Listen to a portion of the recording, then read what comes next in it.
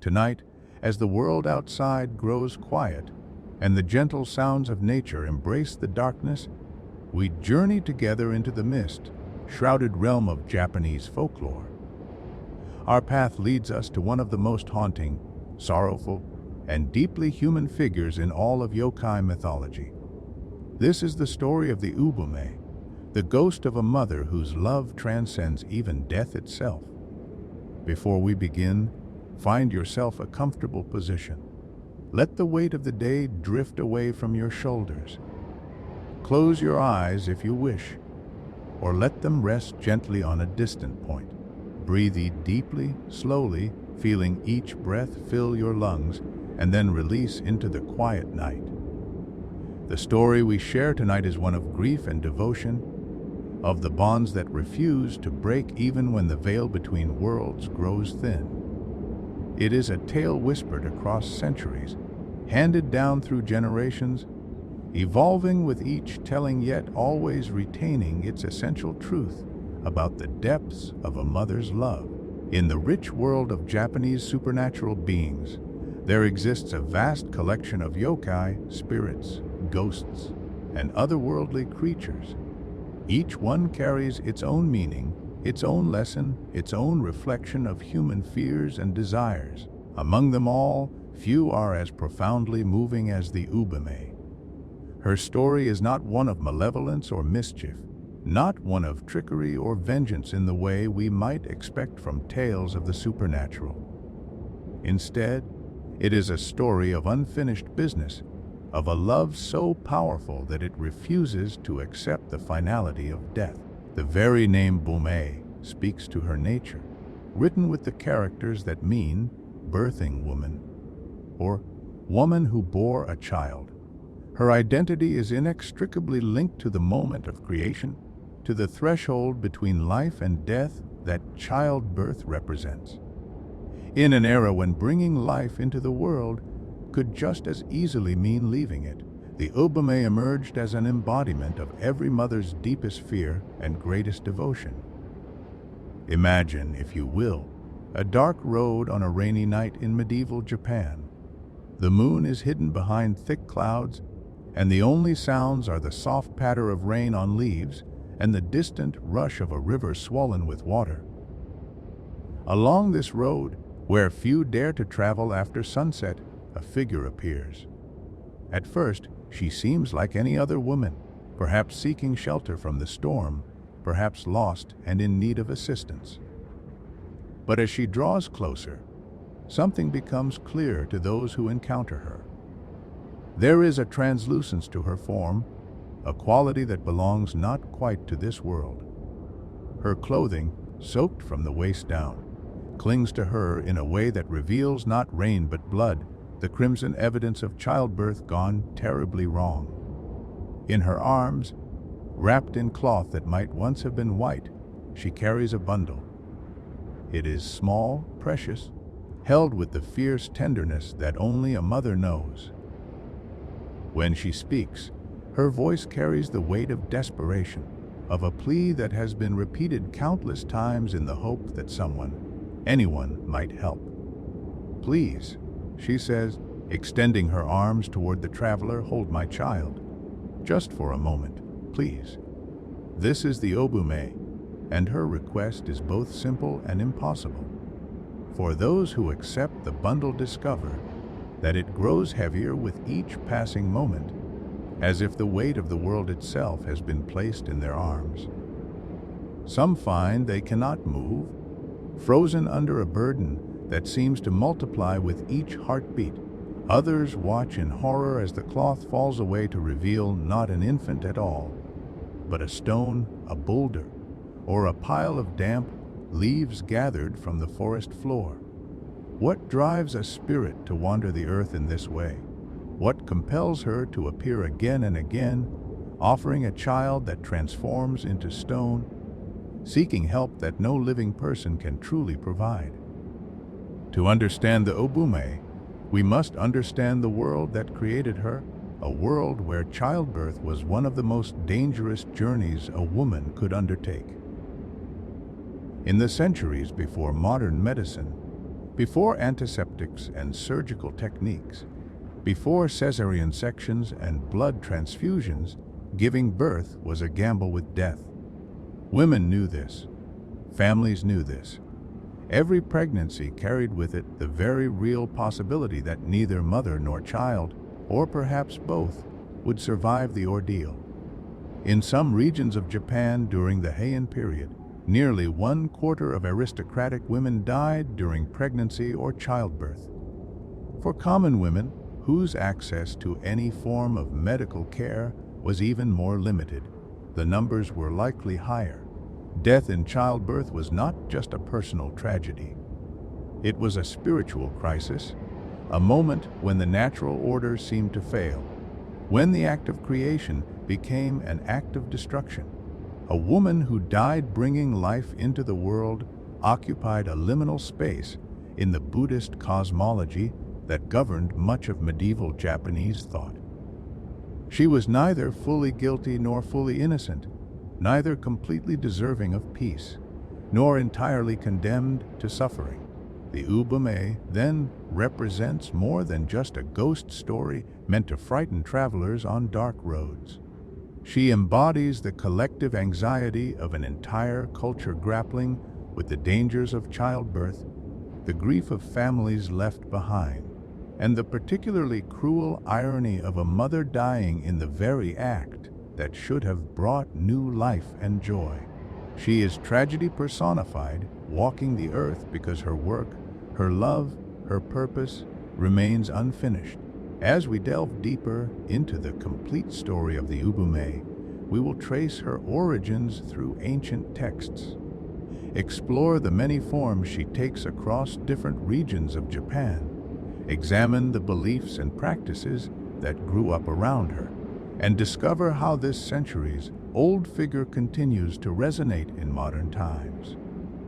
We will meet the gentle version of the Ubume, the candy-buying ghost who spends her burial coins on sweets for the child she can no longer feed.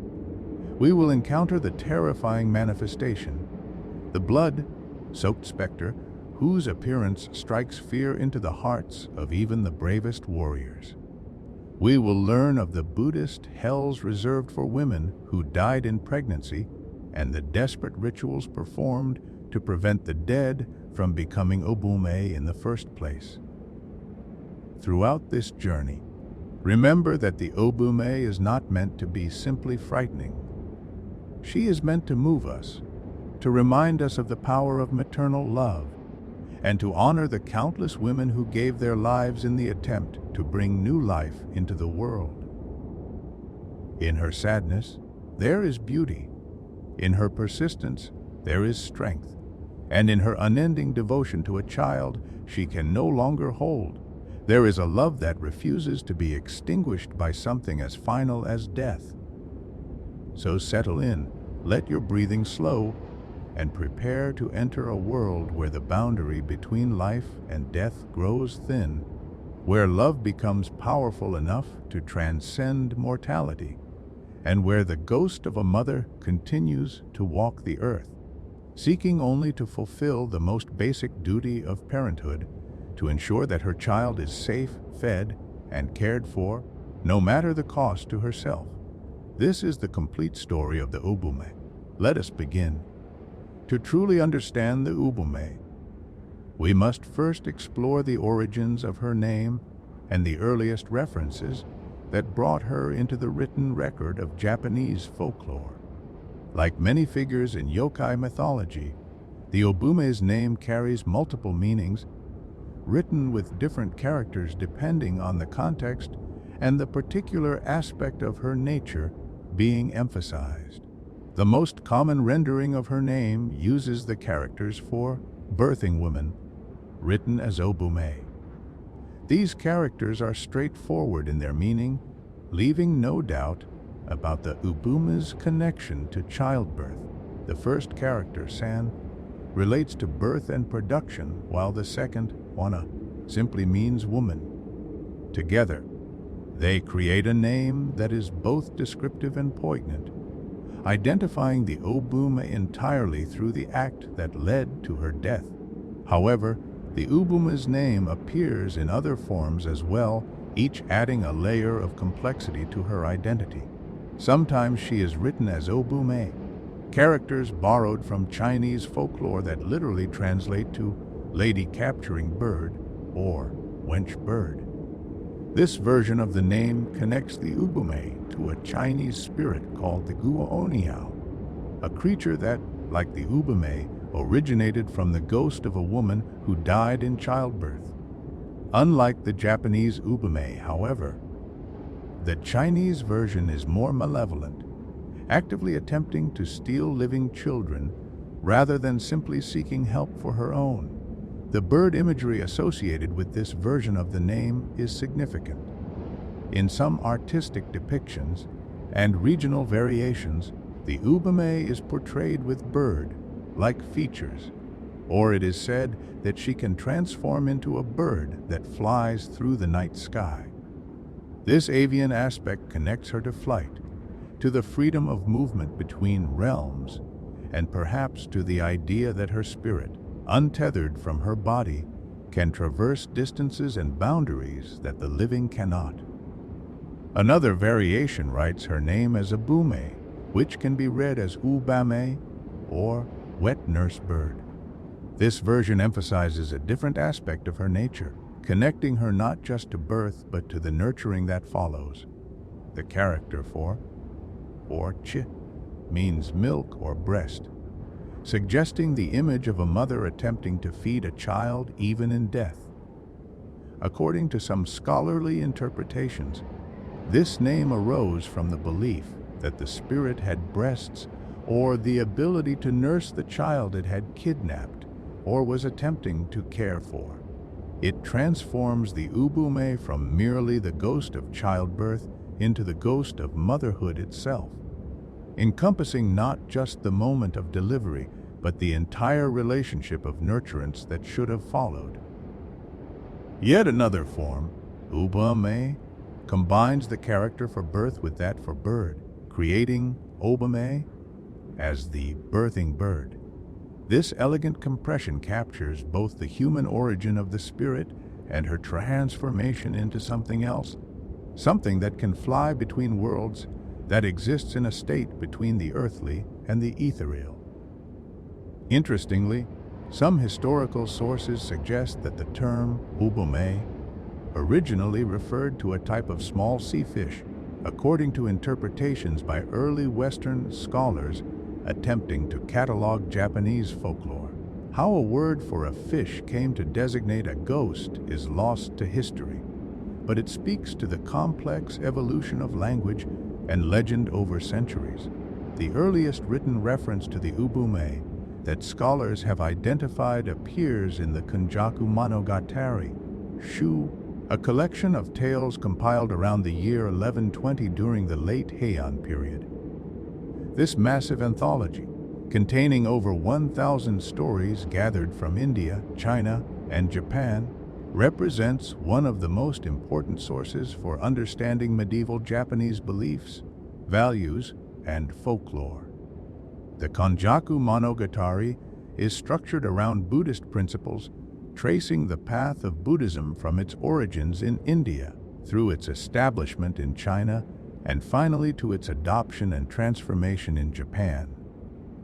The stories are diverse, ranging from morality tales to accounts of supernatural encounters, from biographical sketches of historical figures to outright fantastical narratives involving demons and spirits. Each tale begins with the phrase, Mawa Mukashi, meaning no, long ago, or once upon a time, which in its Chinese-derived reading becomes Konjaku, giving the collection its name. Within this vast anthology, in Volume 27, which is devoted to tales of malevolent supernatural creatures, we find the story that first brings the Ubume into written history. The tale is titled Tara no Suetaike, a retainer of Yoromitsu, meets an Ubue, and it tells of an encounter between a legendary warrior and the mysterious spirit at a river crossing. Before we examine the tale itself in detail, it's worth understanding the context in which it appears. Volume 27 of the Konjaku Monogatari deals with themes of military honor, bravery, and the supernatural challenges that warriors must face. The stories in this section often feature encounters between samurai and yōkai, with the warrior's courage and strength being tested against forces beyond the natural world. These tales served multiple purposes. They entertained, they educated, and they reinforced cultural values about masculinity, courage, and the proper way to respond to the unknown. The figure of Taira no Suetaiki, the warrior who encounters the Ubume, was a historical person, one of the famous retainers of Minamoto no Yorimitsu, also known as Reiko. Yorimitsu was a governor and military leader who lived from 948 to 1021, and he became legendary for his exploits against supernatural creatures. His 4 chief retainers, known as the Shitano or 4 guardian kings, were celebrated for their own feats of strength and bravery. Suetaiki was one of these 4, and his encounter with the Ubume helped to cement his reputation as a warrior capable of facing even the most unsettling supernatural phenomena without losing his composure. The placement of the Ubume story within the Konjaku Monogatari tells us something important about how medieval Japanese society viewed this particular spirit. By including her in a volume dedicated to malevolent supernatural beings, the compilers of the collection categorized the Ubume as something potentially dangerous, something that required courage to confront. Yet, as we'll see when we examine the tale in detail, the Ubume's actions are more sorrowful than malicious, more desperate than evil. The fact that the Ubume appears in a text compiled in the early 12th century tells us that stories about this spirit were already well established by that time. The Konjaku Monogatari drew on earlier oral traditions and possibly on written sources that have since been lost. The Ubume was not invented by the compilers of this collection. She was already part of the cultural landscape, already recognized and understood by the audience who would have heard or read these tales. Following the Konjaku Monogatari, references to the Ubume appear with increasing frequency in Japanese literature and folklore collections. By the Edo period, from 1603 to 1868, the Ubume had become a well-established figure in the yōkai pantheon. Artists created visual depictions of her, writers included her in story collections, and her legend spread throughout all regions of Japan, taking on local variations and characteristics, while maintaining her essential identity as the ghost of a mother who died in or around childbirth. The 17th century collection, Konjaku Monogatari Hauben, provides another significant reference, stating, "When a woman loses her life in childbirth, her spiritual attachment itself becomes this ghost. In form, it bathes in blood from the waist down and walks around shouting Obariu." This description emphasizes the visual horror of the Ubume's appearance, while also pointing to her spiritual origin in attachment, the Buddhist concept of clinging that prevents a spirit from moving on to the next life. Later still, the famous artist and yōkai enthusiast Toriyama Sekian included the Ubume in his illustrated encyclopedia, Gazu Hyakyagyo, or The Illustrated Night Parade of 100 Demons, published in the late 18th century. Sekian's depiction shows the Ubume as a pale woman in disheveled clothing, holding a small bundle in her arms. Unlike some of the more grotesque yōkai in his collection, the Ubume is portrayed with a certain dignity, a sadness that evokes sympathy rather than fear. These various references and depictions across centuries of Japanese literature and art demonstrate that the Ubume was not a fleeting figure in folklore, but a persistent presence, one that continued to resonate with Japanese culture's understanding of death, motherhood, and the supernatural. The consistency of her core attributes across these different sources, even as regional variations develop, suggests that the Ubume touched on something fundamental in the human experience, something that transcended the specific details of any individual tale. The evolution of the Ubume's name and the accumulation of references to her across centuries of Japanese cultural production reveal a figure who is both specific and universal. She is specifically Japanese, emerging from the particular religious and social conditions of medieval Japan. Yet she is also universal, speaking to the timeless fears surrounding childbirth and the equally timeless power of maternal love. As we move forward in our exploration of the Ubume, we'll see how these early textual foundations gave rise to a rich tradition of storytelling, how the figure evolved and adapted across different regions and time periods, and how the basic elements established in these early sources, the blood-soaked clothing, the bundle that transforms, the desperate plea for help, became the building blocks for countless variations on the theme. Now we come to the heart of the Ubume's earliest recorded appearance, the tale from the Konjaku Monogatari that brought her into written literature and helped to establish the basic narrative pattern that would be repeated and varied across centuries of Japanese folklore.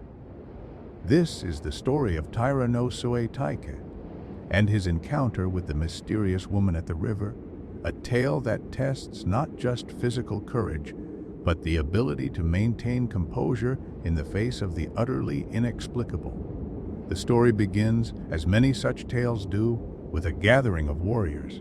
Minamoto no Yorimitsu, the governor of Mino province, has traveled to a certain county within his domain, bringing with him his retainers.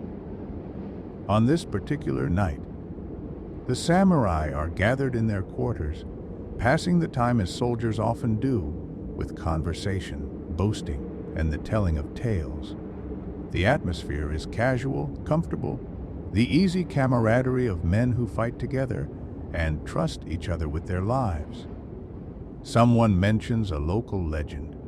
There is a place called Watari, here in this very province, where a strange woman has been appearing. She carries a newborn baby in her arms, and she appears to travelers crossing the river, particularly at night. The details are vague, as such rumors always are, but there's an undercurrent of unease in the telling. Something about this woman is not quite right, not quite natural. As warriors are wont to do when faced with tales of the supernatural, the men begin to speculate. Is it true? Is it merely a story to frighten common folk? What would happen if someone actually encountered this mysterious woman? The conversation inevitably turns to challenges, to questions of who among them would be brave enough to cross the river at night and test the truth of the legend. Taira no Suetaike, secure in his courage and abilities, declares that he does not believe the story. Or perhaps more accurately, he does not believe that such an encounter would pose any real danger to a warrior of his caliber.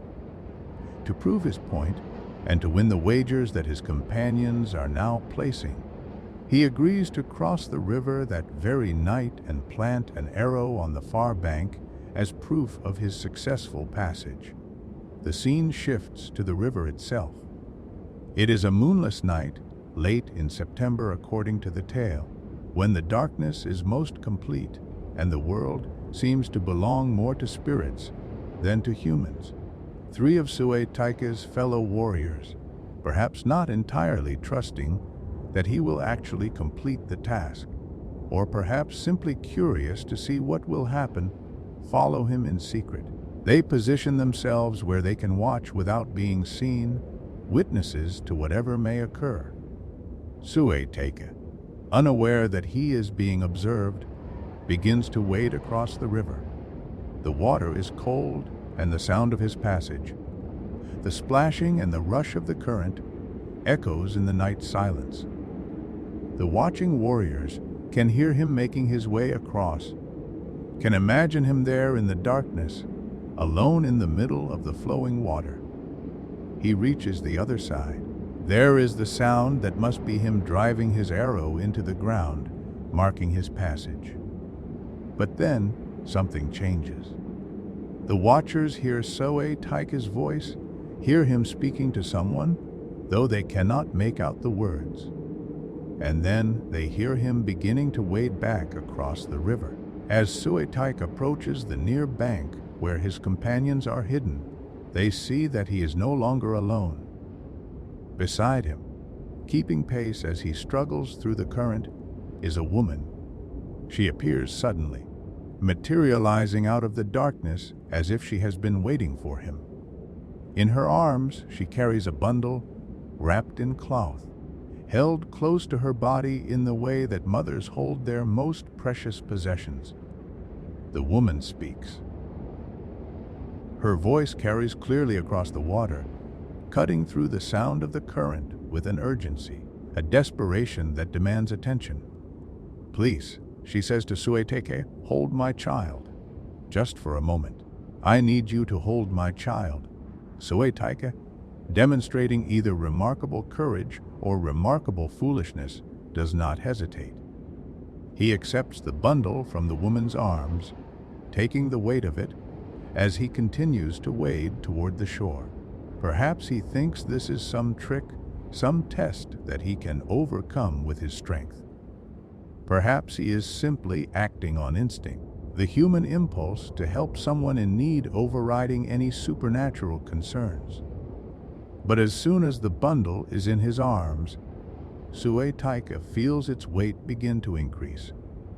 What started as the light burden of an infant begins to grow heavier, and heavier still with each step he takes.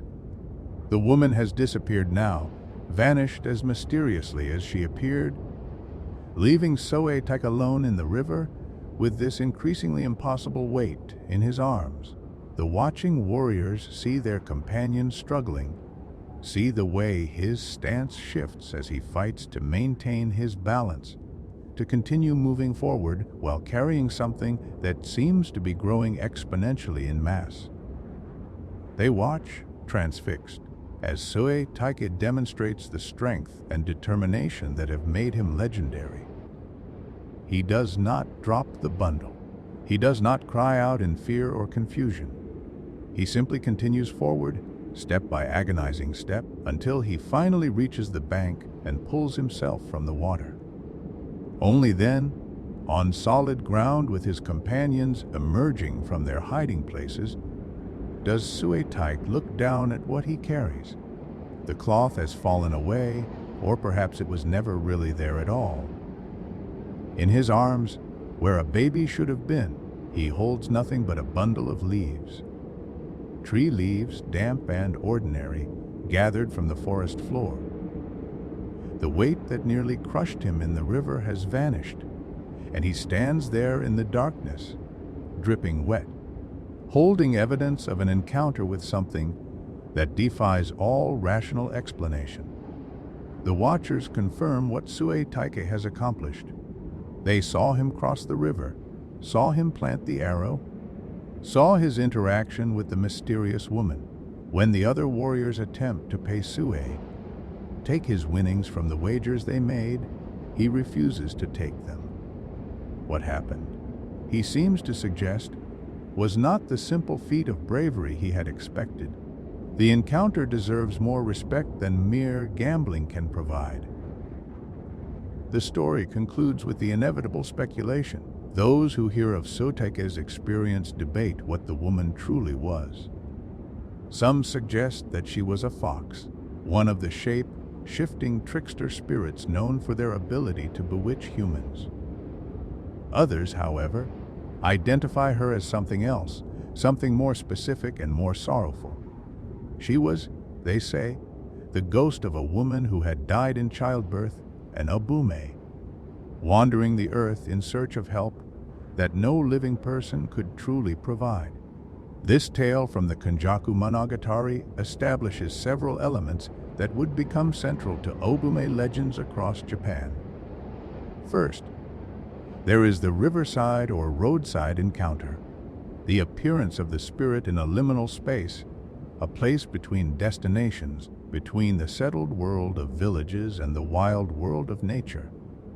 Second, there is the bundle, the wrapped form that appears to be a child, but reveals itself to be something else, something impossible. Third, there is the increasing weight, the burden that grows heavier and heavier, perhaps representing the weight of grief, of unfinished obligations, of love that has nowhere to go. But perhaps most importantly, the tale establishes the Ubume as a figure worthy of consideration, worthy of more than simple dismissal as a trick or a test.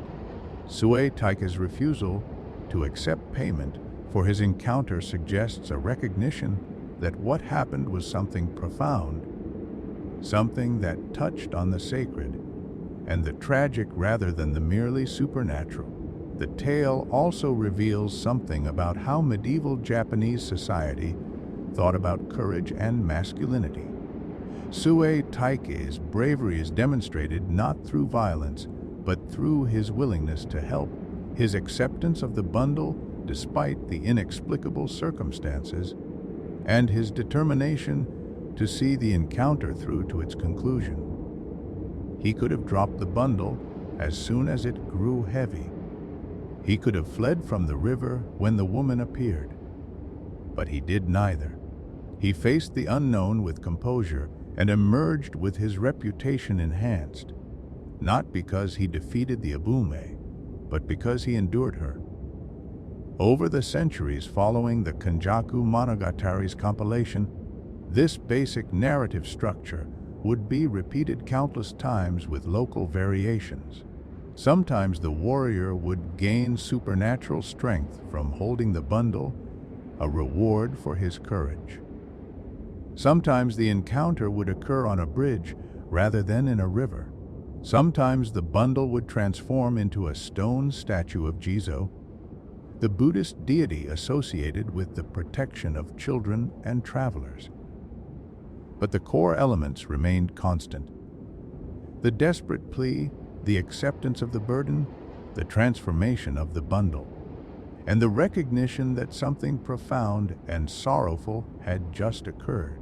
The tale of Taira no Sue Taika and the Ubume at the river is more than just a ghost story. It is a meditation on courage, on compassion, and on the persistence of human emotions beyond the boundary of death. It asks its audience to consider what happens to love when its object is lost, to devotion when its purpose can no longer be fulfilled. And in the figure of the Ubume, eternally seeking help for a child she can no longer hold, it provides an answer that is both heartbreaking and strangely beautiful. The Ubume's appearance varies significantly depending on the region, the time period, and the specific circumstances of her manifestation, yet certain consistent elements appear across nearly all accounts. Understanding these physical characteristics helps us comprehend how the Ubume functioned as a figure in Japanese folklore, serving simultaneously as an object of pity, a source of fear, and a reminder of the dangers that surrounded childbirth in pre-modern society. The most consistent and striking feature of the Ubume's appearance is her blood-soaked lower body. From the waist down, her clothing is saturated with blood, the unmistakable evidence of childbirth, and the hemorrhaging that often accompanied it in an era without modern medical intervention. This detail is not merely gruesome for the sake of horror, it serves as a visual marker of how she died, instantly communicating her identity to anyone who encounters her. The blood is fresh in some accounts, still wet and dripping, suggesting that her death is recent, that her transformation into a ghost has just occurred.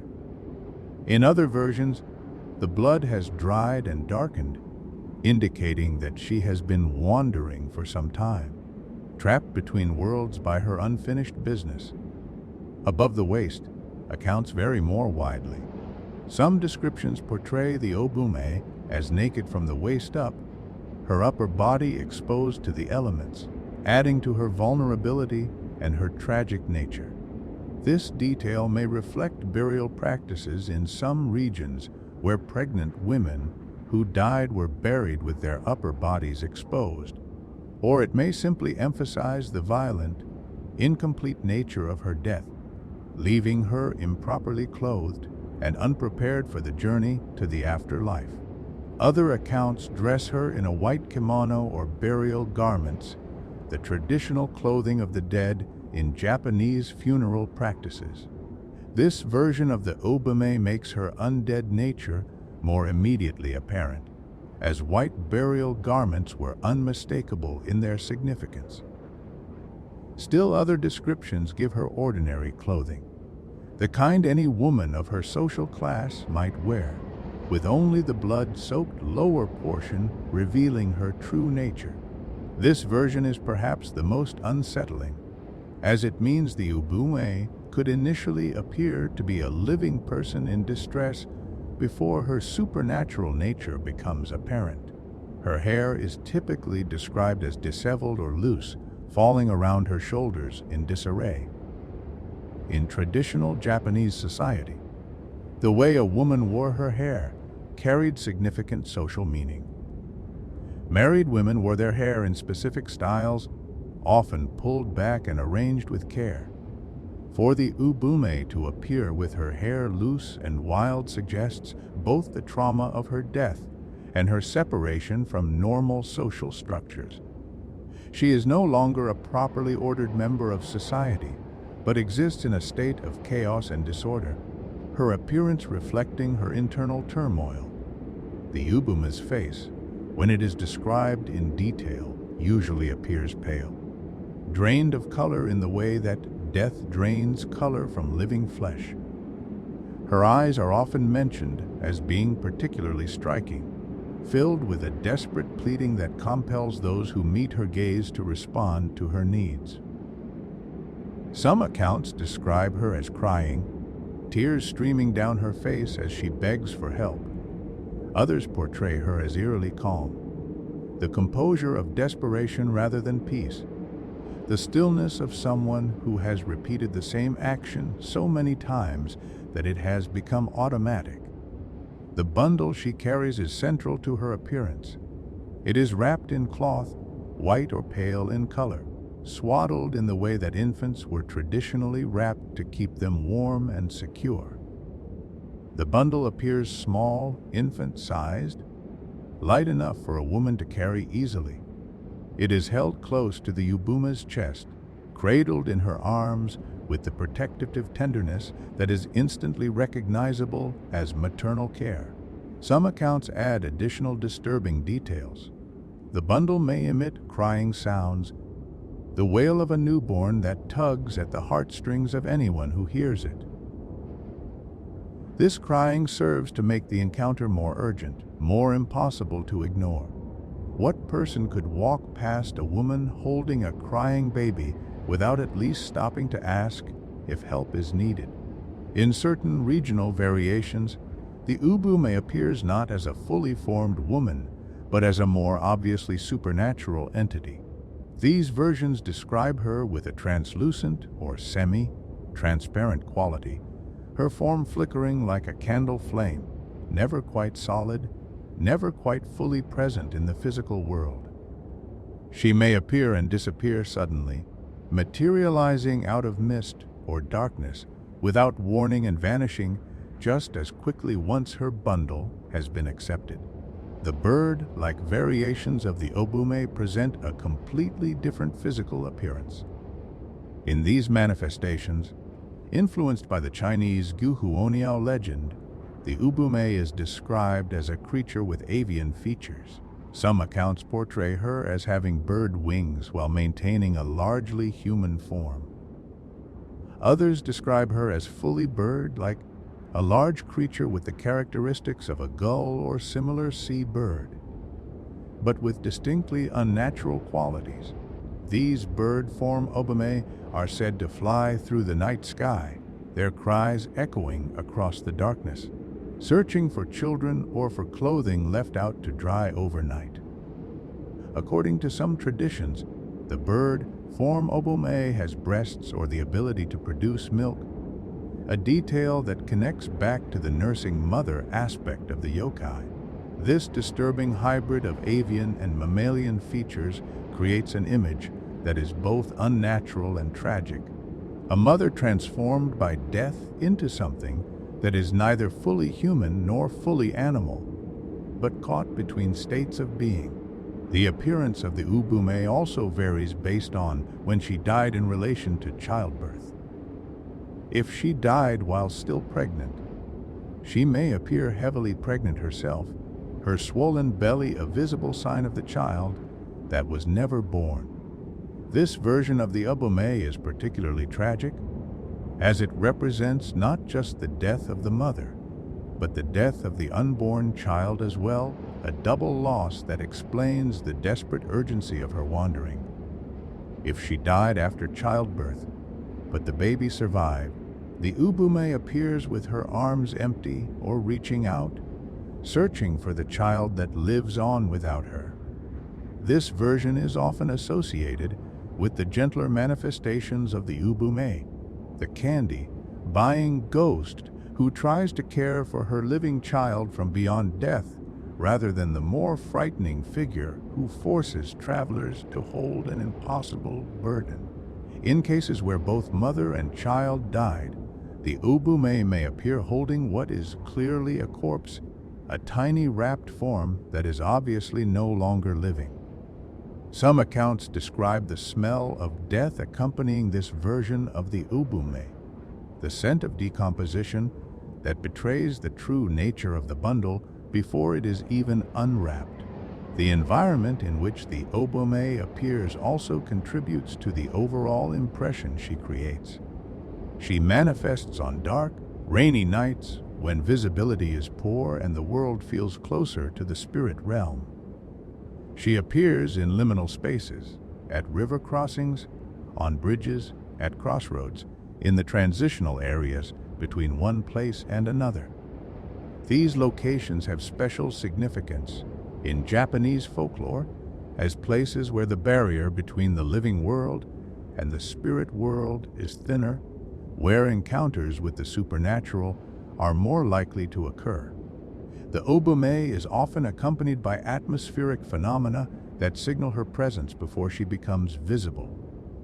Ghost lights, known as ryudo or dragon lanterns, may appear near water, floating toward shore as if the Ubume is carrying them to guide her path.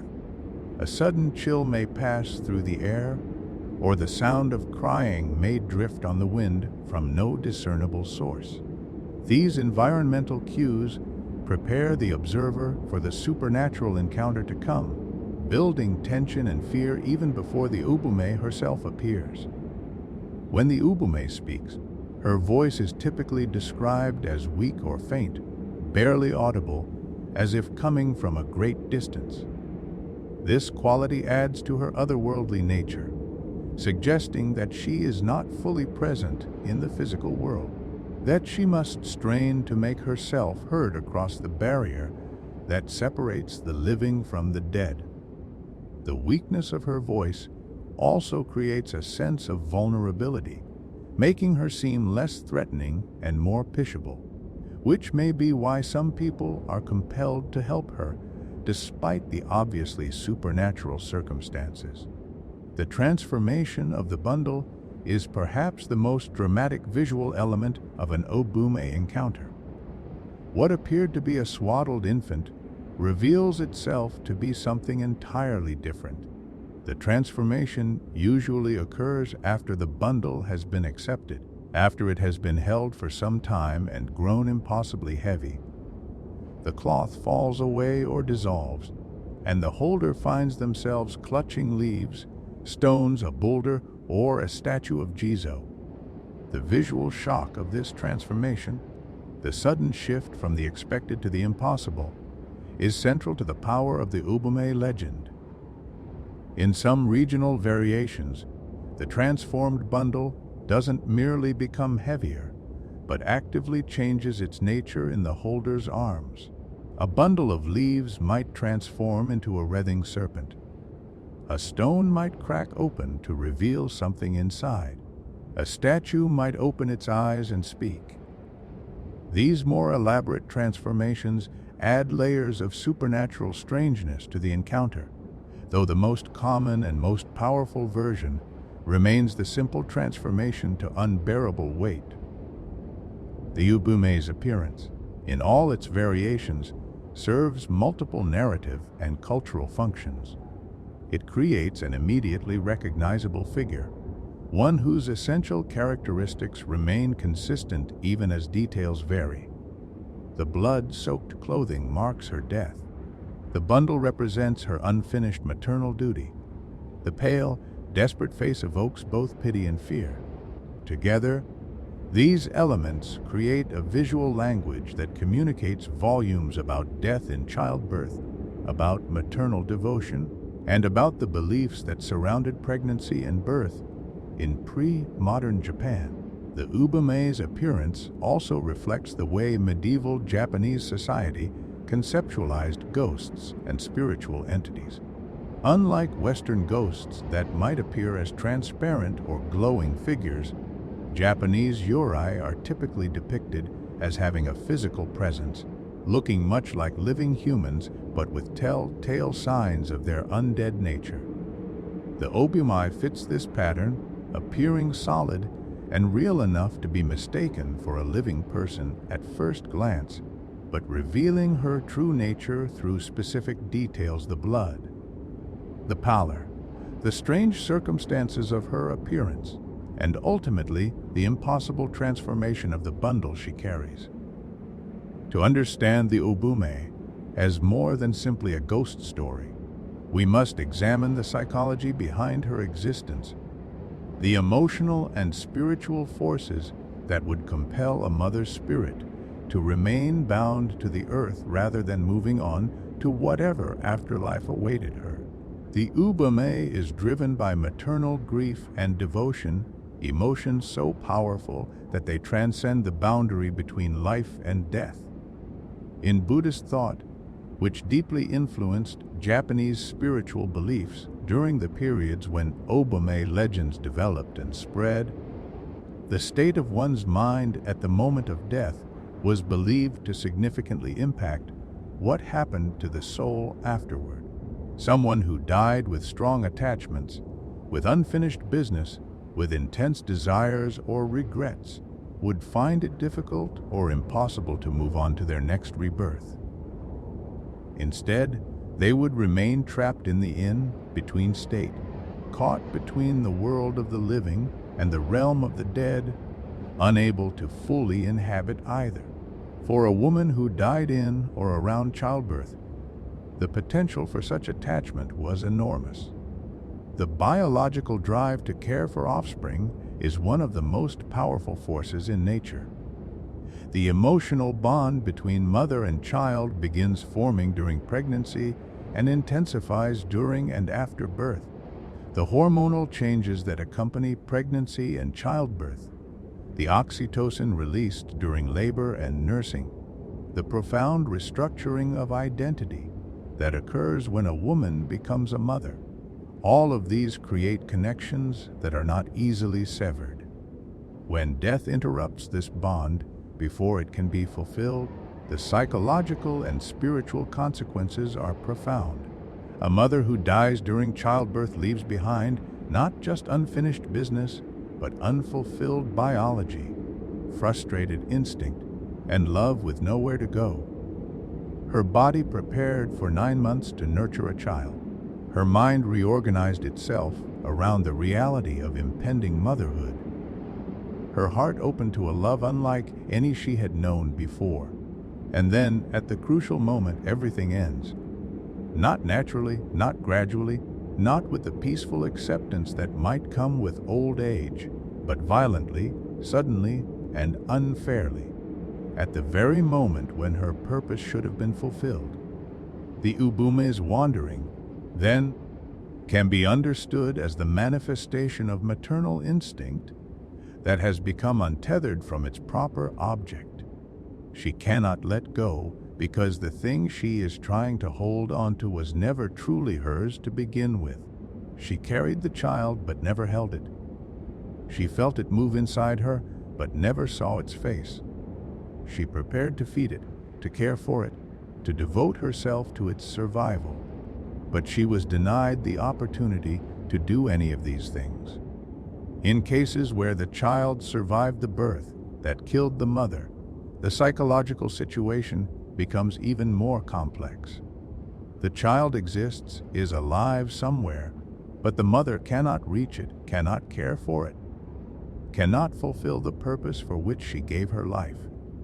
Her spirit knows that her baby needs her, that somewhere in the world her child is crying, hungry, cold, or afraid, and she cannot be there to provide comfort.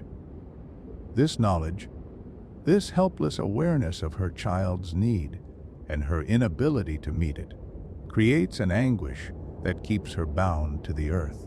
The bundle that the Ubume carries represents this psychological state perfectly. It is and is not her child. When she holds it, she can maintain the illusion that she is still a mother performing her duties. When she asks others to hold it, she is perhaps attempting to provide care for her child by proxy, or she may be unconsciously testing whether anyone else can bear the weight of the grief and responsibility that she carries. The increasing heaviness of the bundle reflects the unbearable weight of her unfulfilled obligations, her unsatisfied love, and her grief at what she has lost. The transformation of the bundle into leaves, stones, or other inanimate objects can be interpreted as the breaking through of reality into the Ubume's delusion.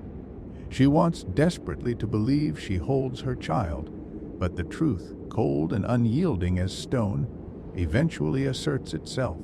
The child is dead, or the child is beyond her reach, and no amount of wandering, no number of encounters with the living can change that fundamental fact. In psychological terms, the Ubume might be understood as a figure caught in an impossible grief, unable to move through the normal stages of mourning because death has interrupted the process before it could truly begin. She cannot deny her loss because she is literally dead, but she cannot accept it either because she was never given the chance to experience what she lost. She bargains eternally, asking travelers to hold her child as if this act might somehow undo what has happened. She is perpetually in the acute phase of grief, never moving toward acceptance or peace. The Ubume also embodies the specific fears that surrounded pregnancy and childbirth in pre-modern societies. Every pregnant woman in medieval Japan must have known that she might not survive the birth. Every family preparing for the arrival of a child must have held the parallel awareness that they might instead be preparing for a funeral. The Ubume gives form to these fears, transforming abstract anxiety into a concrete figure that can be discussed, depicted, and dealt with through ritual and story. But the Ubume is not simply about fear. She is also about the power and persistence of maternal love. Even in death, even transformed into something no longer quite human, the mother's devotion to her child continues. This speaks to something deeply valued in Japanese culture, the idea that a mother's love is unconditional, eternal, and more powerful than any force, even death itself. The Ubume asks for help rather than attacking those she encounters. This is significant. Despite her supernatural nature and her tragic circumstances, she remains essentially benevolent in most versions of the legend. She does not seek revenge on the living for her death. She does not attempt to harm those she meets. She simply asks for the one thing she cannot provide herself: care for her child. This restraint, this continued adherence to maternal purpose, even as a ghost, speaks to an idealized vision of motherhood that transcends circumstances. In this sense, the Ubume can be seen as a cultural expression of the belief that mothers are inherently self-sacrificing. That maternal devotion is so fundamental to a woman's nature that it persists even beyond death and transformation into a supernatural being. This belief had, and in some ways still has, a powerful influence on how women were expected to behave, particularly in their roles as mothers. The Ubume serves as both a celebration of maternal devotion and a reminder of its demands and burdens. The Ubume's psychology also reflects Buddhist concepts of attachment and suffering. In Buddhist teaching, attachment is one of the primary causes of suffering. Clinging to desires, to people, to outcomes, prevents the soul from achieving peace and liberation. The Ubume is the ultimate expression of attachment. Unable to let go of her child, her role as mother, and her unfinished business in the world of the living, her suffering is self-perpetuating. The more she tries to hold on to what she has lost, the more she suffers. The more she suffers, the more she is bound to the world. And the more she is bound to the world, the less she can fulfill the purpose that binds her. This creates a tragic paradox at the heart of the Ubume legend. She wanders because she wants to care for her child, but her wandering prevents her from moving on to whatever afterlife might reunite her with that child. She seeks help from the living, but no help they can provide will truly solve her problem, which is not the physical care of a child, but the spiritual release from her attachment. She is trapped in a cycle of her own making, and yet we cannot entirely blame her for it, because the attachment that traps her is also what makes her sympathetic, human, and worthy of compassion. As the Ubume legend spread throughout Japan over centuries, it evolved and adapted to fit different regional contexts, local beliefs, and specific historical events. While the core concept of a woman who died in childbirth and became a wandering ghost remained constant, the details of how she appeared, what she did, and what happened to those who encountered her varied significantly from place to place. Examining these regional variations gives us a richer understanding of how the Ubume functioned within Japanese folklore and how different communities interpreted the figure to reflect their own concerns and values. In the Kansai region, particularly around Kyoto and Osaka, the Ubume is often associated with specific locations that became known as haunted sites. One such place is the Mizuki Bridge in Kyoto, where numerous accounts describe encounters with the Ubume over the centuries. According to local legend, the spirit of a woman who died in childbirth while attempting to cross this bridge continued to appear there for years afterward, asking travelers to hold her baby. The specificity of this location gave the legend a concrete reality for local residents. It was not just a story about something that happened somewhere, sometime, but a warning about a particular bridge that people actually used in their daily lives. The Kansai versions of the Ubume often emphasize her appearance during rain, suggesting a connection between water, both the rain and the river below the bridge, and the spiritual realm. Rain was believed to make the barrier between worlds more permeable, allowing spirits to more easily manifest to the living. The imagery of the Ubume, appearing through curtains of rain, her form barely visible through the downpour, adds to the atmospheric quality of these encounters. In the Tohoku region of northern Japan, Ubume legends often take on a harsher, more frightening character, perhaps reflecting the harder living conditions in this colder, more isolated area. The Tohoku Ubume is more likely to be portrayed as actively dangerous, not content with simply asking travelers to hold her child, but actually attacking those who refuse or who flee from her. Some accounts from this region describe the Ubume as having sharp teeth or claws, transforming her from a pitiable figure into something more monstrous. One particularly chilling variation from Tohoku involves the Ubume appearing at mountain passes rather than river crossings. Travelers caught in mountain storms would sometimes report seeing a woman with a baby struggling through the snow and wind. Those who stopped to help would find themselves unable to move once they accepted the child, frozen in place by its increasing weight until the storm passed or until they were rescued by others. In some versions of this tale, those who froze to death while holding the Ubume's bundle would themselves become spirits, adding to the number of ghosts haunting the mountain pass. The Shikoku region, the smallest of Japan's 4 main islands, has its own distinct Ubume traditions that often involve fishermen and coastal communities. In these versions, the Ubume might appear to fishermen returning home late at night, asking them to hold her child while she adjusts her clothing or retrieves something. The bundle, when it transforms, often becomes a stone statue of Jizo rather than leaves or an ordinary boulder.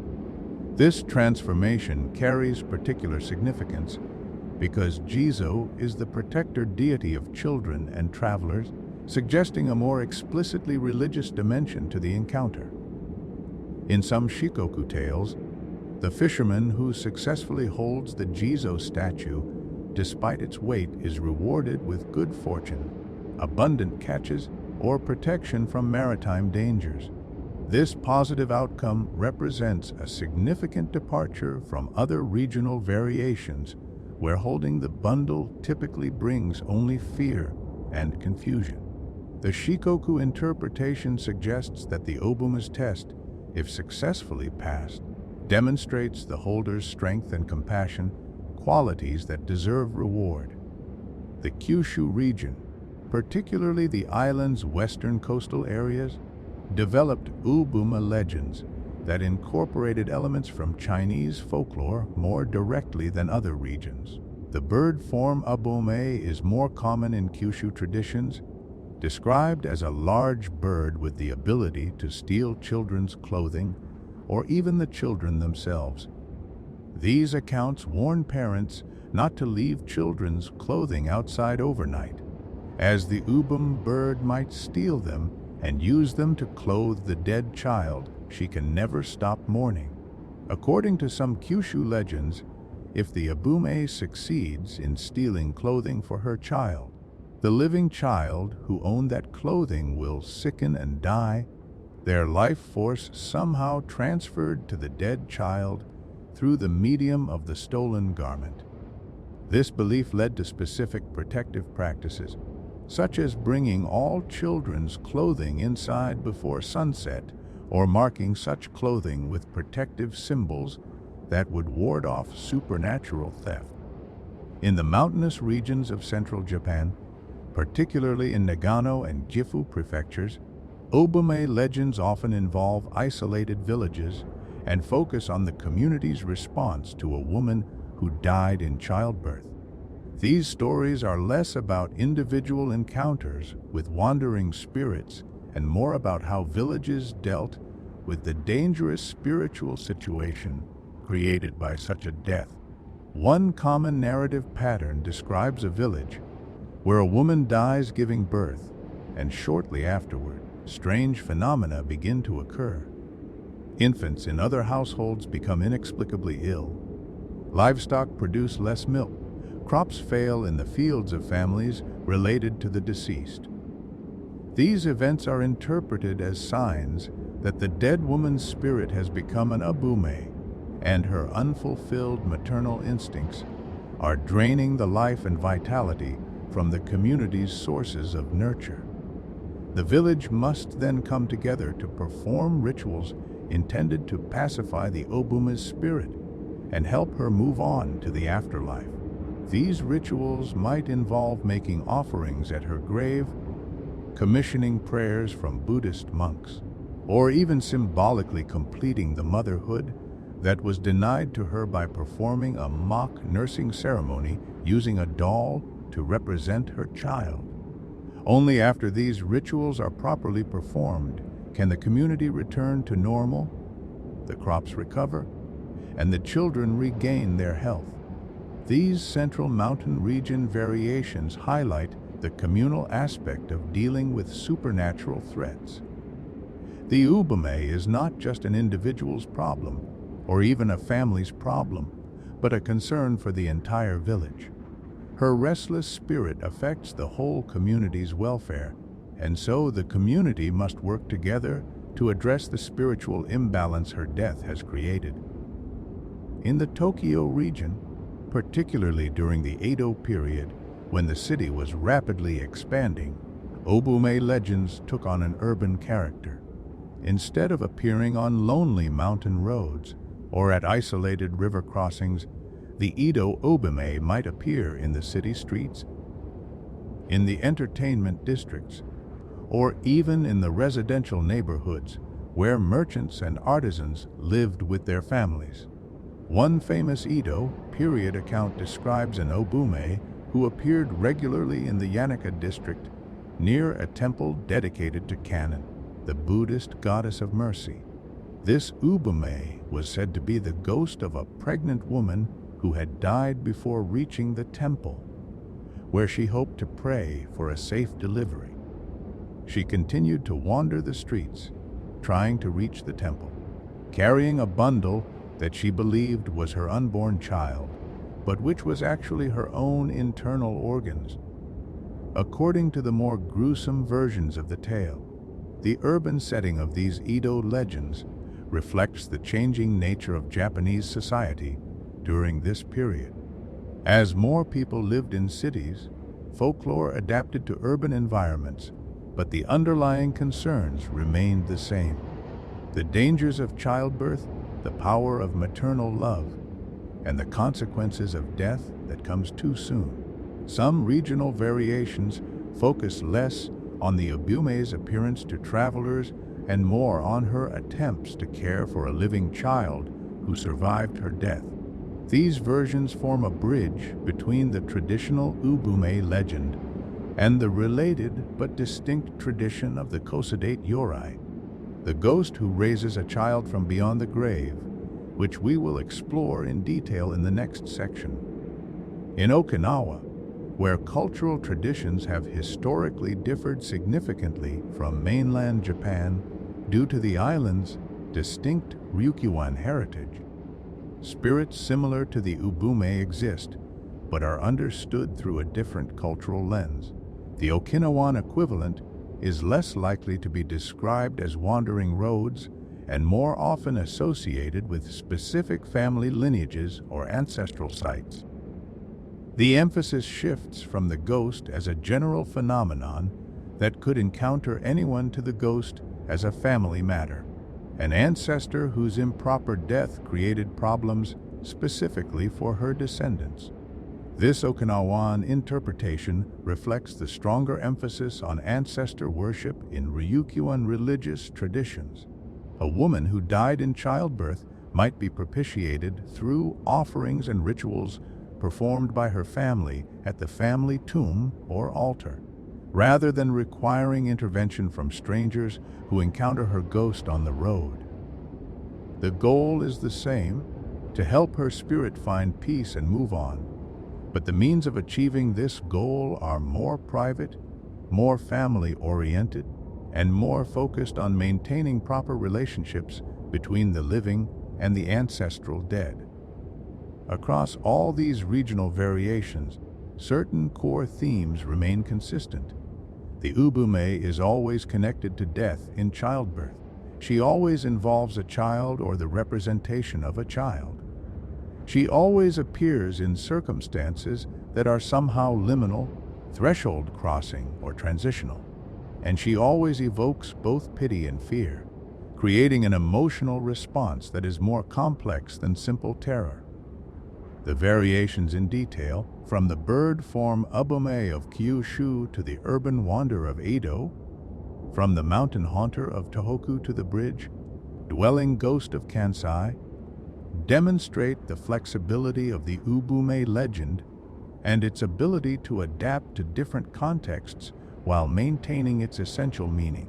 Each region took the basic template of the Ubume and elaborated on it in ways that reflected local geography, local concerns, and local cultural practices. Among all the variations and manifestations of the Ubume legend, none is more touching or more widely told than the story of the Kosodate Yurei, the child-rearing ghost. This version of the Ubume myth transforms the frightening roadside encounter into a tale of enduring maternal devotion that transcends death itself, and it has become one of the most beloved ghost stories in Japanese folklore. The basic narrative of the Kosodate Yurei follows a pattern that appears with remarkable consistency across different regions of Japan, suggesting that it touches on something universal in human experience. The story typically begins with a candy seller, a small merchant who runs a shop in a town or village, selling traditional Japanese sweets to local customers. One night, shortly after the shop has closed or just before closing time, the candy seller hears a knock at the door.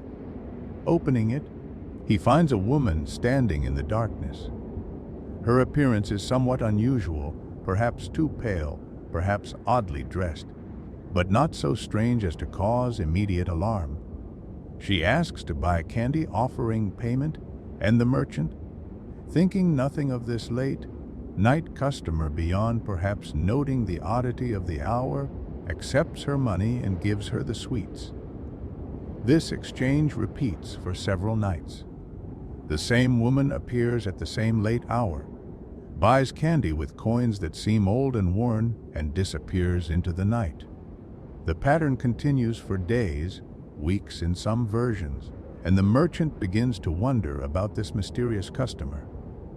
Who is she? Why does she always come so late? Where does she take the candy? Eventually, curiosity or concern prompts the merchant to follow the woman when she leaves his shop. He trails her through the dark streets, careful not to be seen.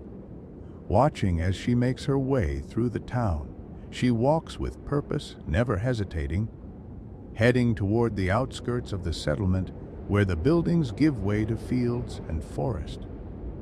She enters a cemetery.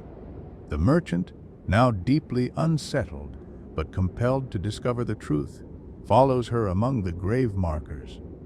He watches as she approaches a particular grave, one that is fresh, the earth still loose and unsettled. The woman kneels before this grave, and then, to the merchant's horror, she begins to sink into the ground, disappearing as if the earth itself is swallowing her. Unable to contain his fear and confusion, the merchant flees back to town. The next morning, he reports what he has seen to the local authorities, or perhaps to the family whose grave marker he noted in the cemetery. Together, a group returns to the gravesite. When they dig into the grave, expecting to find nothing but a corpse, they make an astonishing discovery. Inside the coffin, they find the body of a woman who died pregnant or who died shortly after giving birth. But beside her body, or in some versions clutched in her arms, is a living infant. The baby has survived for days or even weeks in the tomb, and scattered around the child are pieces of candy, the very same candy that the ghost had been purchasing night after night from the merchant's shop. The woman had died, but her child had been born after death or had been buried alive with her. From beyond the grave, her spirit had left the tomb each night to buy food for her baby, using the burial coins that had been placed with her body according to funeral customs. She had used these coins, meant for her passage to the afterlife, to instead provide for the child she could not bear to abandon. even in death. The infant is rescued, taken from the tomb, and adopted by a caring family. In most versions of the story, the child grows up to become a Buddhist monk, dedicating his life to religious service as a form of honoring the mother who loved him enough to defy death itself. The candy seller often plays a role in the child's upbringing, moved by his unwitting participation in this miracle of maternal love. This version of the Ubume legend exists in countless local variations throughout Japan. In the town of Minobu in Yamanashi Prefecture, the Rincho-in temple claims to be the burial site of such a child-rearing ghost, and they maintain the grave as a place of pilgrimage.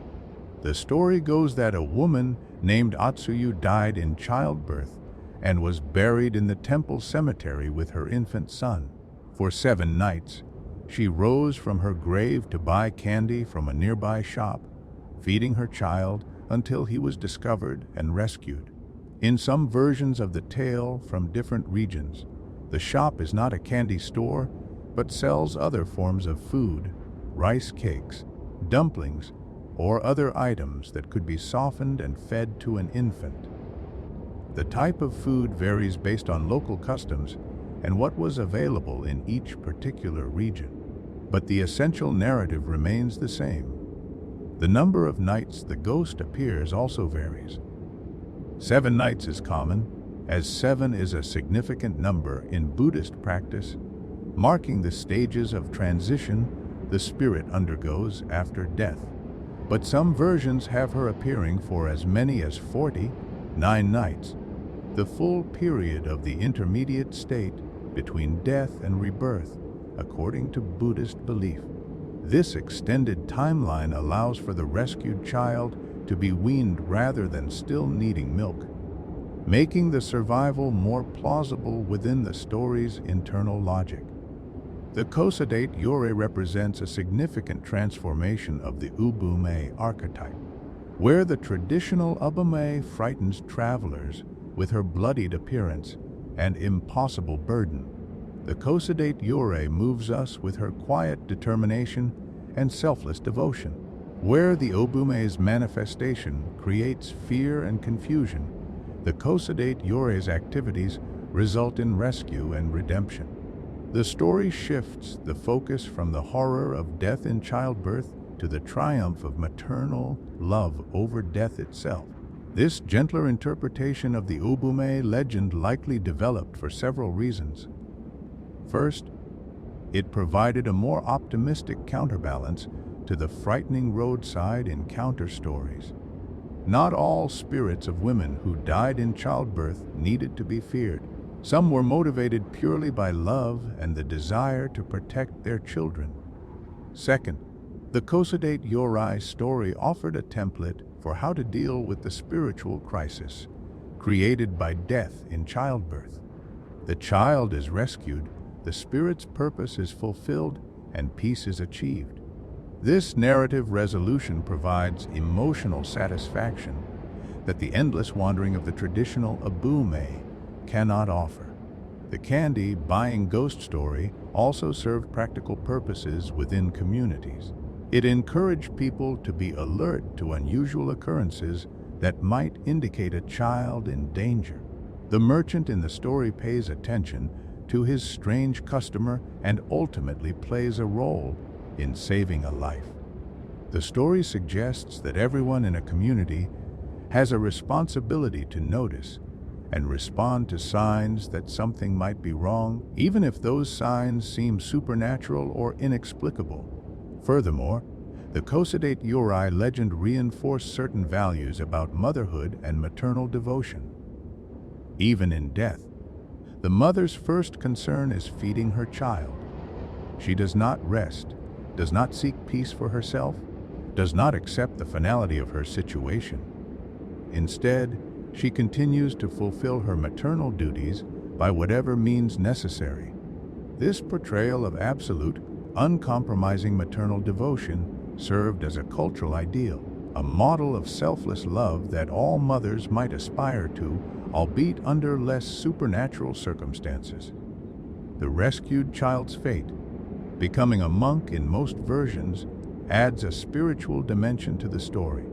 The child who was kept alive by a ghost's love dedicates his life to Buddhist practice, honoring his mother and helping other spirits find peace.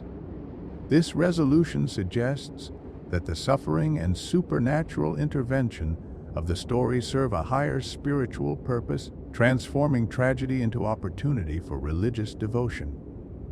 In some regional variations, specific real historical individuals are identified as the rescued children of Kosodate Yurei.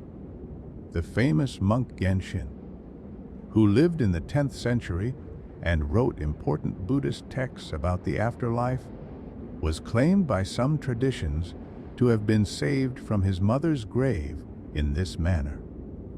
Though this is almost certainly legendary rather than historical, these associations with real religious figures lent credibility and gravitas to the Kosodate Yurei tales, elevating them from simple ghost stories to origin narratives for important spiritual leaders. The candy itself carries symbolic significance beyond its practical function as infant food. Candy, especially traditional Japanese sweets, were often given as offerings at graves and in Buddhist rituals. The ghost's use of candy creates a connection between the offerings made for the dead and the nourishment of the living. It suggests a circulation of care and sustenance that flows both ways across the boundary between life and death. The burial coins that the ghost uses to buy the candy are also symbolically loaded. These coins, called rokuzini, consisted of 6 coins placed with the deceased to pay for crossing the Sanzu River, the Buddhist equivalent of the river Styx, on the journey to the afterlife. By using these coins to buy candy instead, the ghost is literally spending her passage to the next world in order to sustain her child. She is choosing her child over her own spiritual progress, accepting that she may remain trapped between worlds if it means her baby survives. This sacrifice makes the Kosodate Yurei perhaps the most heroic version of the Ubume legend. She is not simply a frightening spirit or a pitiable wanderer, but an active agent working to save her child despite impossible obstacles. She has found a way to interact with the living world, to use her limited resources for her child's benefit, and to accomplish from beyond death what many living mothers struggle to do: ensure that their child is fed, safe, and eventually placed in caring hands. The candy seller, initially an unwitting participant, becomes crucial to the child's rescue. His curiosity, his willingness to investigate the unusual situation rather than simply accept the nightly transactions as strange but profitable, leads to the discovery and the happy resolution. In this way, he represents the role of the observant community member, the person who notices when something is not quite right and takes action to investigate and help. The Kosodate Yurei story suggests that the supernatural should not always inspire only fear. Sometimes mysterious events require investigation and compassion rather than avoidance. The merchant could have simply refused to serve the strange late-night customer, or could have ignored his curiosity about where she went each night. Instead, he engaged with the mystery, and through his engagement, a child's life was saved. This version of the Ubume legend has inspired countless artistic interpretations, from kabuki plays to modern films and literature.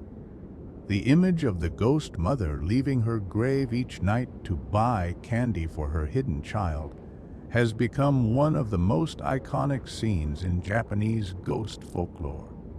It appears in everything from children's books to serious literary fiction, always carrying its core message about the endurance of maternal love. To fully understand the Ubume and her place in Japanese folklore, we must examine the Buddhist religious beliefs that shaped how death in childbirth was understood and the specific spiritual dangers that such a death was believed to create. The Ubume does not exist in isolation, but is part of a complex web of beliefs about death, rebirth, sin, and salvation that were fundamental to medieval Japanese worldviews. In Buddhist cosmology as practiced in Japan, the afterlife was not a simple binary of heaven and hell, but rather a complex system of different realms, through which souls might pass depending on their actions in life, their mental state at death, and the karmic consequences of their past behaviors. A person who died with strong attachments, with unfulfilled desires, or with particularly negative karma might not be immediately reborn, but could spend time in various hell realms experiencing purification through suffering before moving on to their next life. For women who died in childbirth, there existed a specific hell called Chi no Ike, the blood pond hell. This realm was based on the belief that the blood produced during menstruation, and especially during childbirth, was spiritually polluting, creating defilement that separated women from the pure state necessary for spiritual advancement. According to this teaching, which arose from a combination of Buddhist doctrine and native Japanese purity concepts, women who died while in the polluted state of childbirth would fall into the blood pond hell. Chi no Ike was depicted in religious paintings and scrolls as a vast pond filled with blood, churning and boiling. Women who had died in childbirth were condemned to this pond, where they would wade through blood, sometimes up to their waists or necks, suffering from the heat and the pollution. Demons might torment them, or they might be forced to drink the blood that surrounded them. The suffering in this hell was specific to the perceived pollution of women's reproductive functions, creating a gendered form of damnation that had no male equivalent.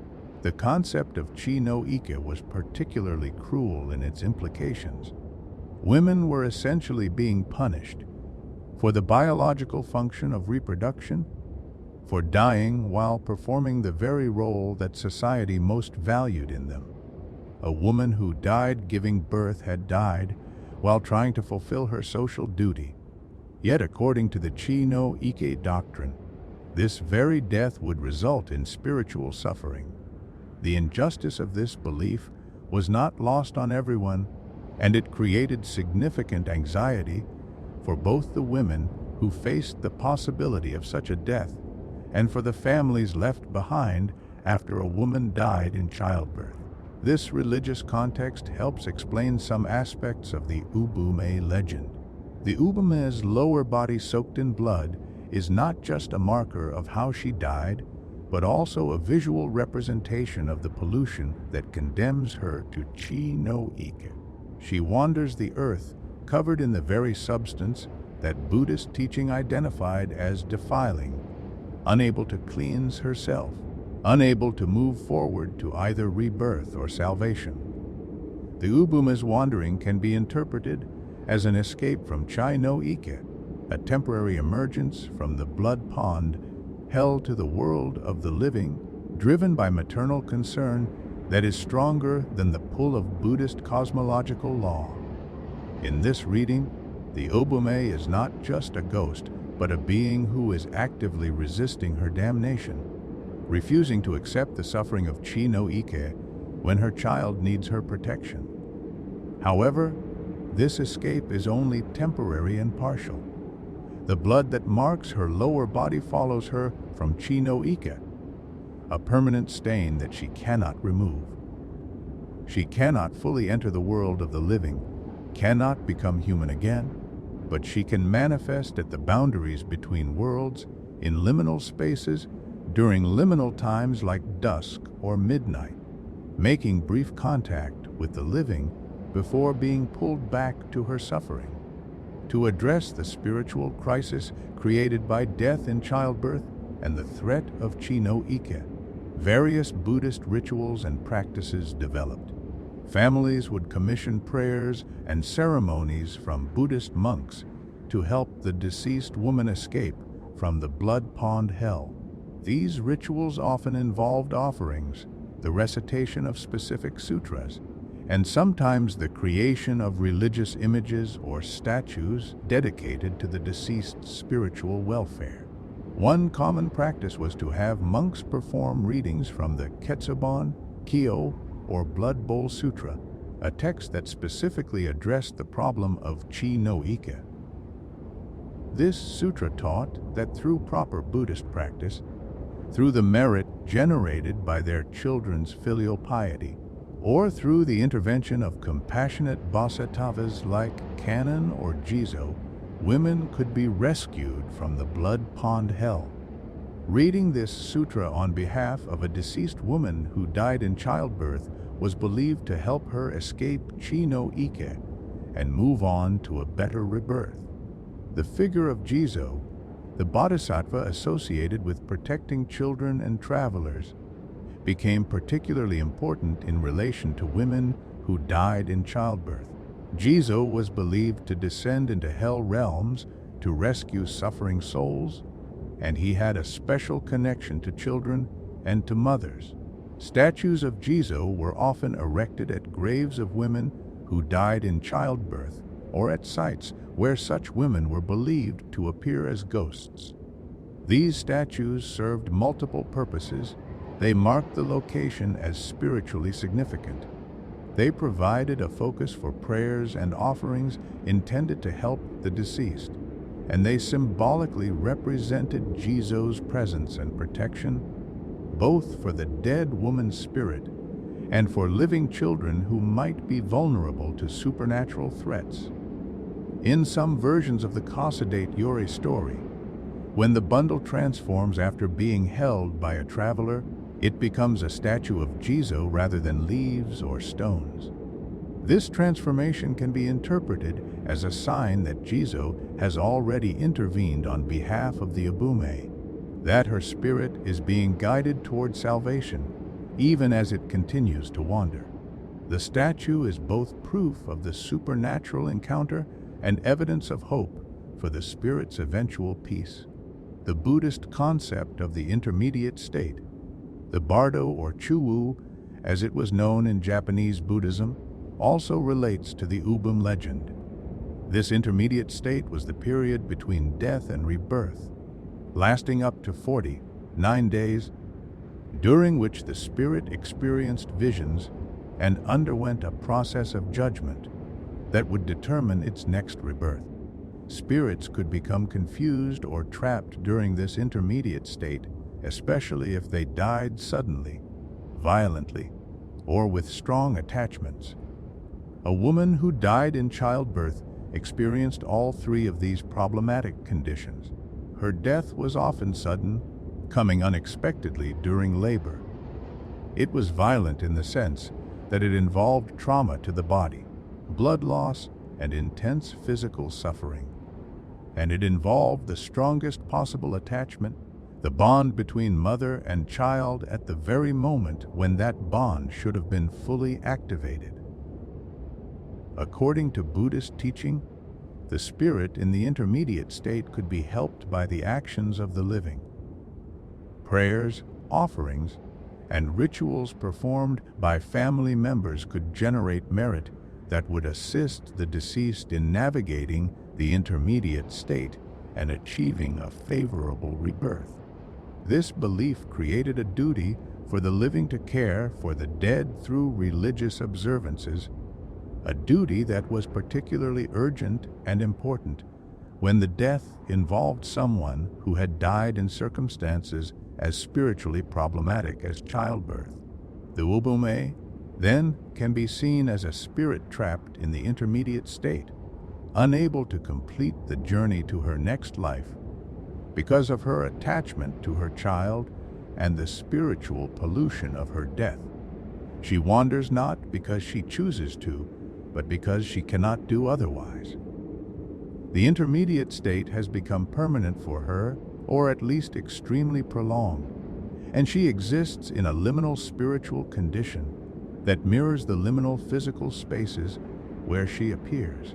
The theological complexity surrounding women who died in childbirth created a significant pastoral challenge for Buddhist priests. On one hand, Buddhist teaching emphasized compassion for all beings and the possibility of salvation for everyone through proper practice and merit. On the other hand, the specific doctrines about chi no ike and the pollution of childbirth blood suggested that women who died in this way faced particular spiritual dangers that were difficult to overcome. Some Buddhist teachers responded to this contradiction by emphasizing the importance of canon, the bodhisattva of compassion, who was believed to have special concern for women and children.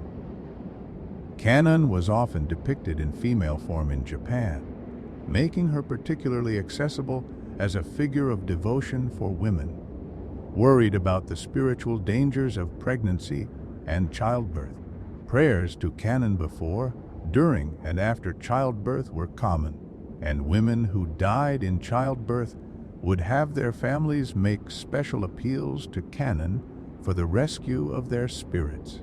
Other Buddhist responses involved reinterpreting or downplaying the Chi no Ike doctrine. Some teachers argued that the blood pond hell was not a literal place, but a metaphorical representation of the suffering that women experienced during childbirth itself. In this interpretation, a woman who died in childbirth had already experienced her hell, and her death should release her to a better rebirth, rather than condemning her to further suffering.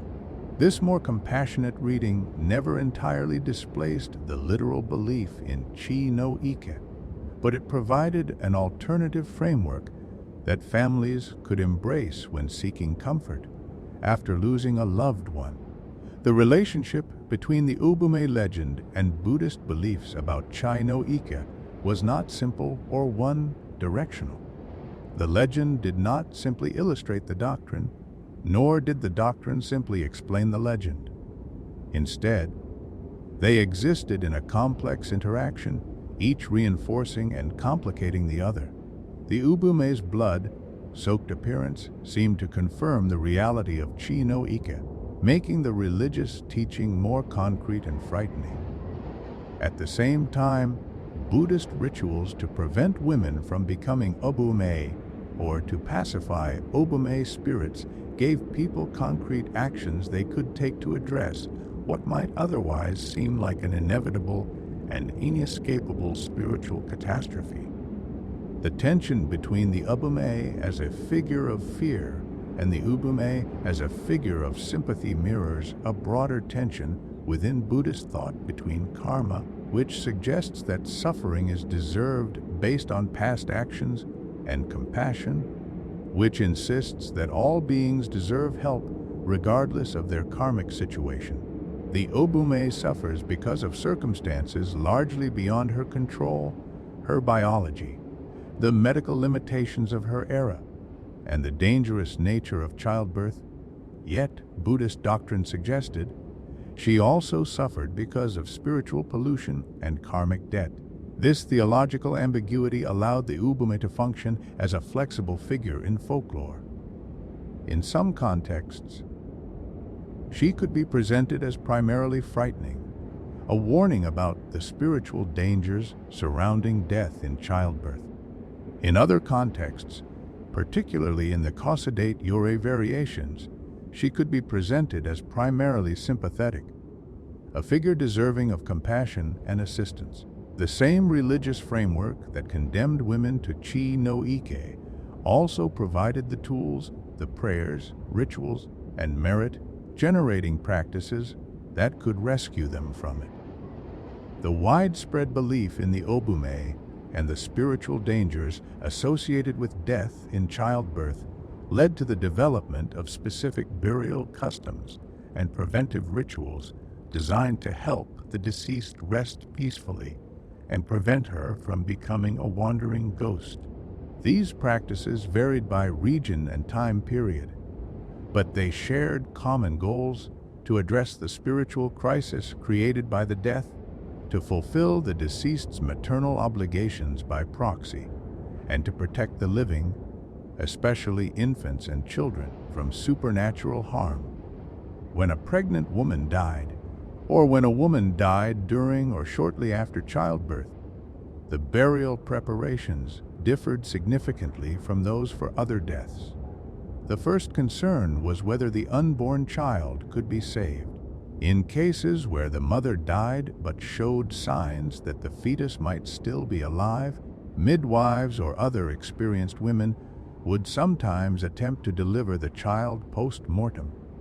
This desperate procedure, performed without anesthesia on a corpse, reflected both the value placed on infant life and the spiritual belief that a child still in the womb represented unfinished business that could bind the mother's spirit to earth. If a living child was successfully delivered from a dead or dying mother, special rituals were performed to sever the spiritual connection between them and prevent the mother's ghost from returning for the child. These rituals acknowledged the supernatural bond between mother and child while attempting to redirect it in ways that would not result in haunting or spiritual harm. One such practice involved symbolically giving away the child to prevent the dead mother from claiming it. The infant might be passed through a window rather than carried through the door, symbolically removing it from the mother's house and sphere of influence. Or the child might be temporarily adopted by a non-relative who would formally give the baby back to the father's family, creating a spiritual break in the direct maternal line. In some regions, the child would be dressed in clothing turned inside, out, or backward for a specific period after the mother's death, making the child spiritually invisible or unrecognizable to the mother's ghost.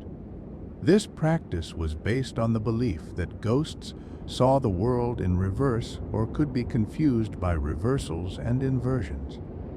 By altering the child's appearance in this way, the family hoped to prevent the Ubume from recognizing her own offspring should she return as a ghost. When both mother and child died, or when the mother died while pregnant, the burial practices became even more elaborate. In some regions, the mother would be buried with a doll placed in her arms, a substitute for the child she never got to hold. This doll served multiple purposes. It provided the deceased with an object for her maternal feelings to attach to, potentially satisfying her need to hold and care for a child. It also served as a symbolic completion of the pregnancy and birth process, giving the story a kind of closure that the actual events did not provide.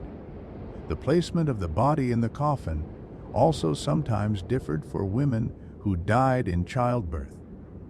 While most corpses were laid flat on their backs, some traditions called for women who died pregnant to be buried on their sides, as if sleeping or even in a sitting position. These alternative positions were meant to be more comfortable for a pregnant woman and to symbolically allow her to continue the process of giving birth in the afterlife, completing what had been interrupted in life. Items placed in the coffin often reflected both standard burial practices and specific concerns related to childbirth death. The 6 coins for crossing the Sanzu River were standard, but additional coins might be added specifically to allow the ghost to purchase food or other necessities, a direct acknowledgement of the Kosodate Yurei legend. Small amounts of food, especially items that could be given to an infant, might also be included. Some burials included miniature versions of baby clothing, blankets, or other infant care items. These objects served as symbolic provisions for the child the mother would never raise, allowing her to fulfill her maternal role in the spirit world, if not in the living one. The inclusion of these items acknowledged the depth of her loss and the persistence of her maternal identity even in death. Prayers and sutras were recited during the burial, with special attention paid to those believed to help women escape chi no ike and achieve a favorable rebirth. The Blood Bowl Sutra was commonly read at funerals of women who died in childbirth, as were other texts associated with Jizo and Canon, the protective deities most concerned with mothers and children. The grave marker itself might indicate the special nature of the death. In some areas, graves of women who died in childbirth were marked with distinctive symbols, or were oriented differently than other graves in the cemetery. These markers served both to honor the deceased's sacrifice and to warn the living that this grave might be a source of spiritual activity, a place where the veil between worlds was particularly thin. After the burial, the family's obligations to the deceased did not end. Regular offerings at the grave were particularly important for women who died in childbirth. These offerings often included items specifically associated with children and mothering, milk, sweets, toys, or children's clothing. The offerings served to comfort the spirit and to symbolically allow her to participate in the nurturing activities she had been denied in life. Memorial services at specific intervals after death, common in Japanese Buddhism, took on added significance for deaths in childbirth. Services at 7 days, 49 days, the first anniversary, and subsequent anniversaries provided opportunities for the family to generate merit on behalf of the deceased and to maintain a connection that would help her spirit find peace. In some regions, community-wide rituals addressed the broader spiritual threat posed by death in childbirth. If multiple women died in childbirth within a short time period, it might be interpreted as a sign of spiritual imbalance or pollution affecting the entire community. Monks would be called to perform purification ceremonies, not just for individual families, but for the village or district as a whole. Prevention rituals performed while women were still alive represented another approach to the Ubume problem. Pregnant women might make pilgrimages to temples associated with safe childbirth, particularly those dedicated to Kannon or to Koyasu Kannon, a specific form of the Bodhisattva focused on easy childbirth. They would pray for protection, make offerings, and sometimes purchase amulets or charms designed to ensure a safe delivery. Midwives and other birth attendants played important roles in both the practical and spiritual aspects of childbirth. A good midwife knew not only the physical techniques to assist birth, but also the prayers to recite, the protective measures to take, and the rituals to perform if things went wrong. The relationship between midwife and pregnant woman was not merely medical but deeply spiritual, acknowledging that childbirth occurred at a threshold between life and death, where supernatural forces were particularly active. Some preventive practices focused on creating a spiritually protected space for childbirth. The room where birth would occur might be ritually purified before the event, with salt scattered in the corners, protective amulets hung on the walls, or specific prayers recited. These preparations created a sacred boundary intended to keep harmful spirits out and to ensure that if death did occur, the spirit of the deceased would be able to move on peacefully rather than becoming trapped. After a successful birth, Thanksgiving rituals acknowledged the danger that had been avoided and sought to ensure continued protection. The mother might return to the temple where she had prayed during pregnancy, bringing the infant as proof of answered prayers and making offerings of gratitude. These post-birth visits completed the spiritual cycle begun with prayers for safe delivery. Despite all these precautions and rituals, Death in childbirth remained common enough that most communities had direct experience with it. The Ubume was not an abstract legend, but a real spiritual threat that families had faced, that neighbors had worried about, and that everyone hoped to avoid.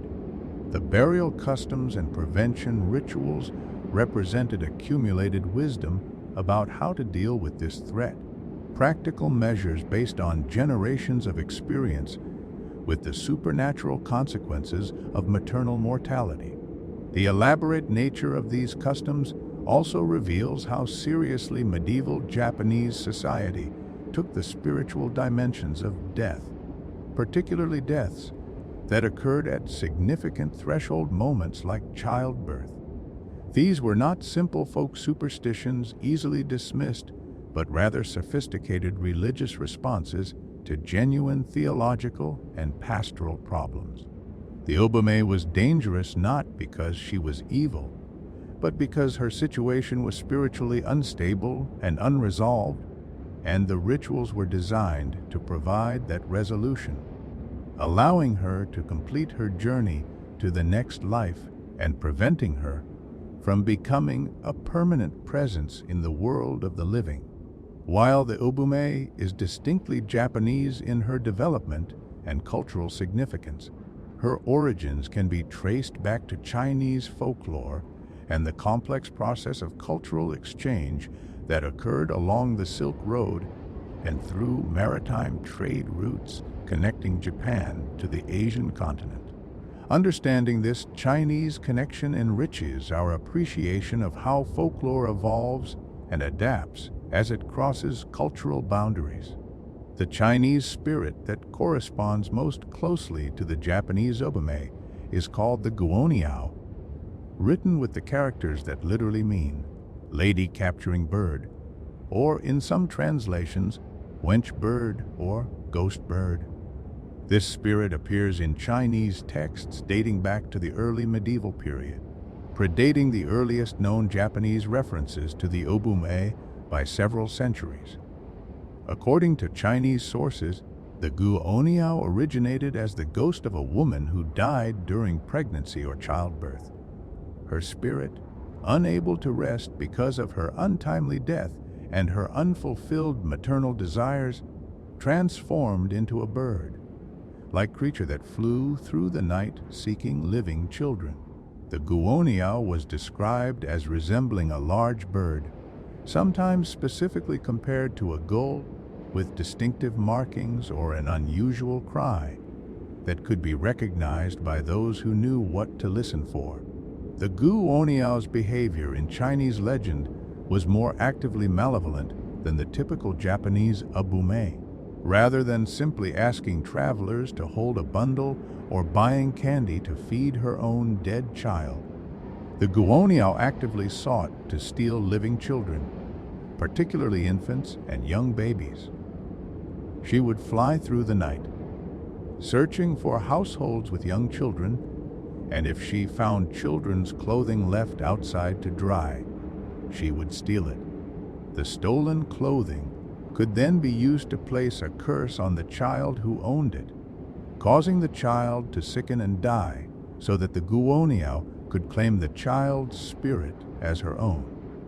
Some Chinese accounts went further, describing the Guhuoniao as capable of physically abducting children, carrying them away to raise as her own in the spirit world, or to satisfy her frustrated maternal instincts. Parents were warned to bring all children's clothing inside before sunset and to keep careful watch over their babies at night, especially during periods when mysterious bird cries were heard in the darkness. The Guhuoniao legend included details about the creature's physical appearance that differed significantly from most Japanese Ubume descriptions. The Chinese ghost bird was said to have 10 fingers without bones, or in some versions, fingers that extended from her wings where one might expect feathers. This grotesque hybrid of bird and human features emphasized her unnatural state, her transformation by death and grief into something that belong to neither the human world nor the natural animal kingdom.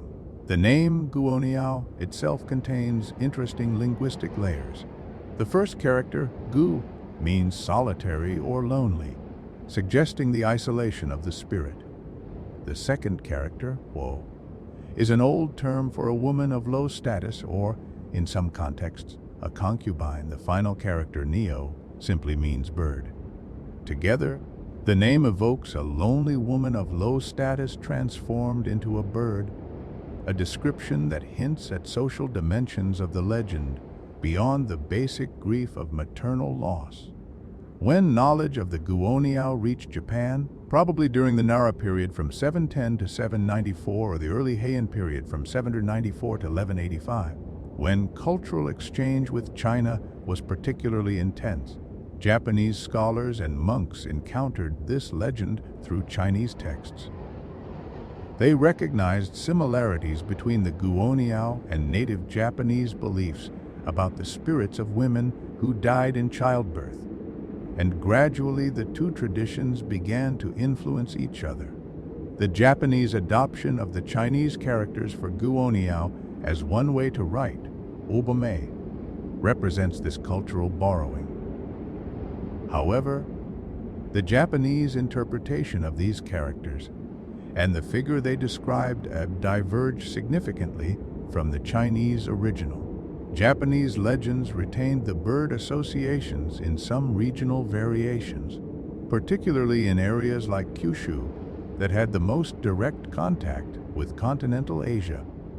But the dominant Japanese Ubume tradition moved away from the active child, stealing of the Guhuoniao toward the more passive, pitiful figure who wanders roads and asks travelers for help.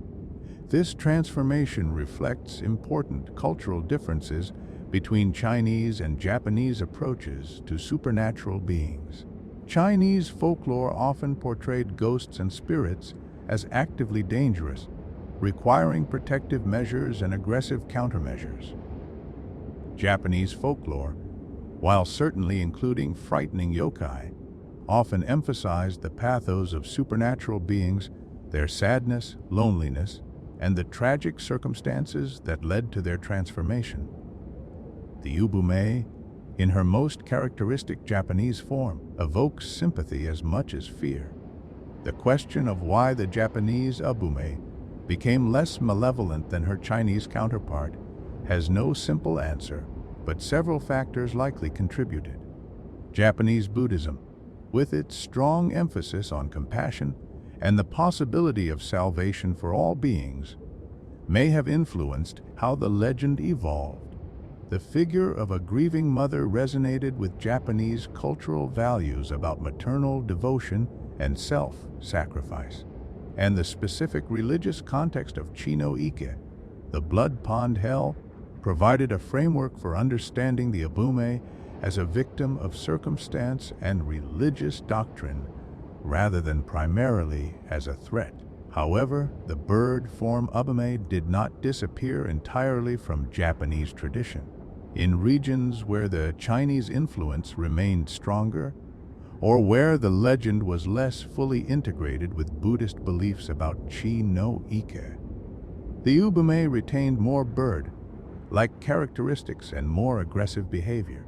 These variations serve as reminders of the legend's continental origins and demonstrate how folklore exists not as fixed, unchanging stories but as dynamic traditions that evolve differently in different contexts. The cross-cultural exchange was not entirely one-directional. Japanese variations on the Ubume theme may have influenced later Chinese and Korean versions of similar legends, creating a complex web of influence and counter-influence throughout East Asia. Stories of maternal ghosts and spirits of women who died in childbirth exist in many Asian cultures, and while each has its own distinct characteristics, they also share enough common elements to suggest extensive cultural exchange over centuries. The scholarly study of these cross-cultural connections reveals how folklore functions as a form of communication between cultures. As merchants, monks, diplomats, and travelers moved between China, Korea, and Japan, they carried with them not just goods and religious teachings, but also stories, beliefs, and supernatural fears. These stories adapted to new environments, taking on local characteristics while retaining enough of their original form to remain recognizable. In modern times, awareness of the Chinese origins of some Ubume characteristics has led to renewed interest in comparative folklore studies. Scholars examining East Asian ghost traditions can trace the evolution of specific motifs, like the bird transformation or the child stealing behavior, as they moved between cultures and were reinterpreted according to different religious beliefs and social values. For contemporary audiences, the Chinese connection adds depth to our understanding of the Ubume. She is not simply a Japanese creation, but represents a centuries-long process of cultural adaptation and evolution. The elements that make her distinctly Japanese, her connection to Chi no Ike, her manifestation at river crossings, her transformation of the bundle into leaves or stones, all developed through the interaction of imported Chinese ideas with native Japanese beliefs and concerns. The Guhuoniao and the Ubume, similar yet distinct, demonstrate how powerful archetypal figures can be: the grieving mother, the lost child, the love that persists beyond death. These themes resonate across cultural boundaries because they touch on universal human experiences and emotions. Yet the specific forms these figures take, bird-like or human-like, malevolent or pitiable, reflect particular cultural values and religious frameworks.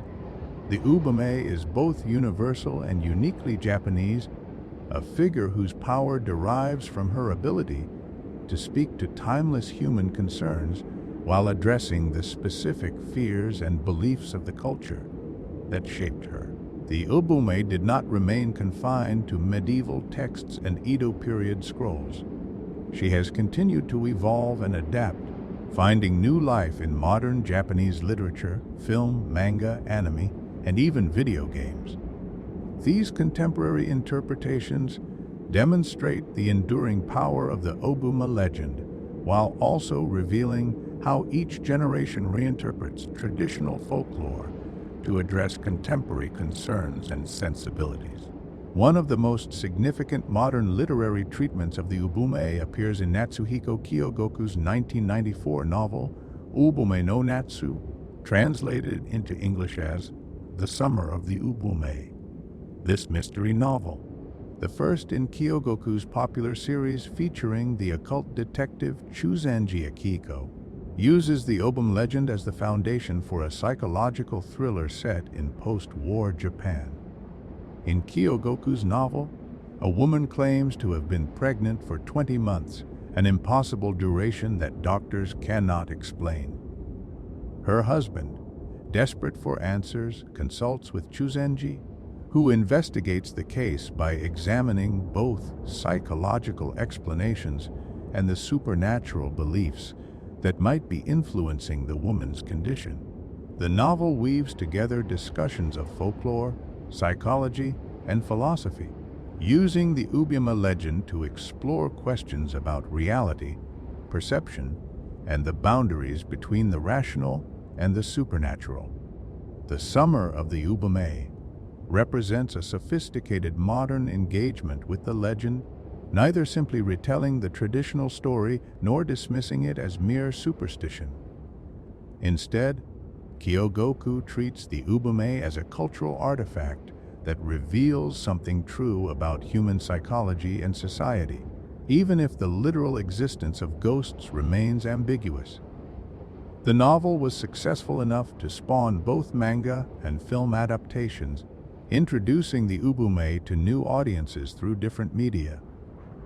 In horror manga and anime, the Ubume appears as a recurring figure, often in anthologies of yōkai stories or in works that draw on traditional Japanese folklore for their supernatural elements. Artists like Shigeru Mizuki famous for his manga about yōkai, including the beloved Goku Taro, have depicted the Ubume in various forms, helping to establish her visual iconography for modern audiences.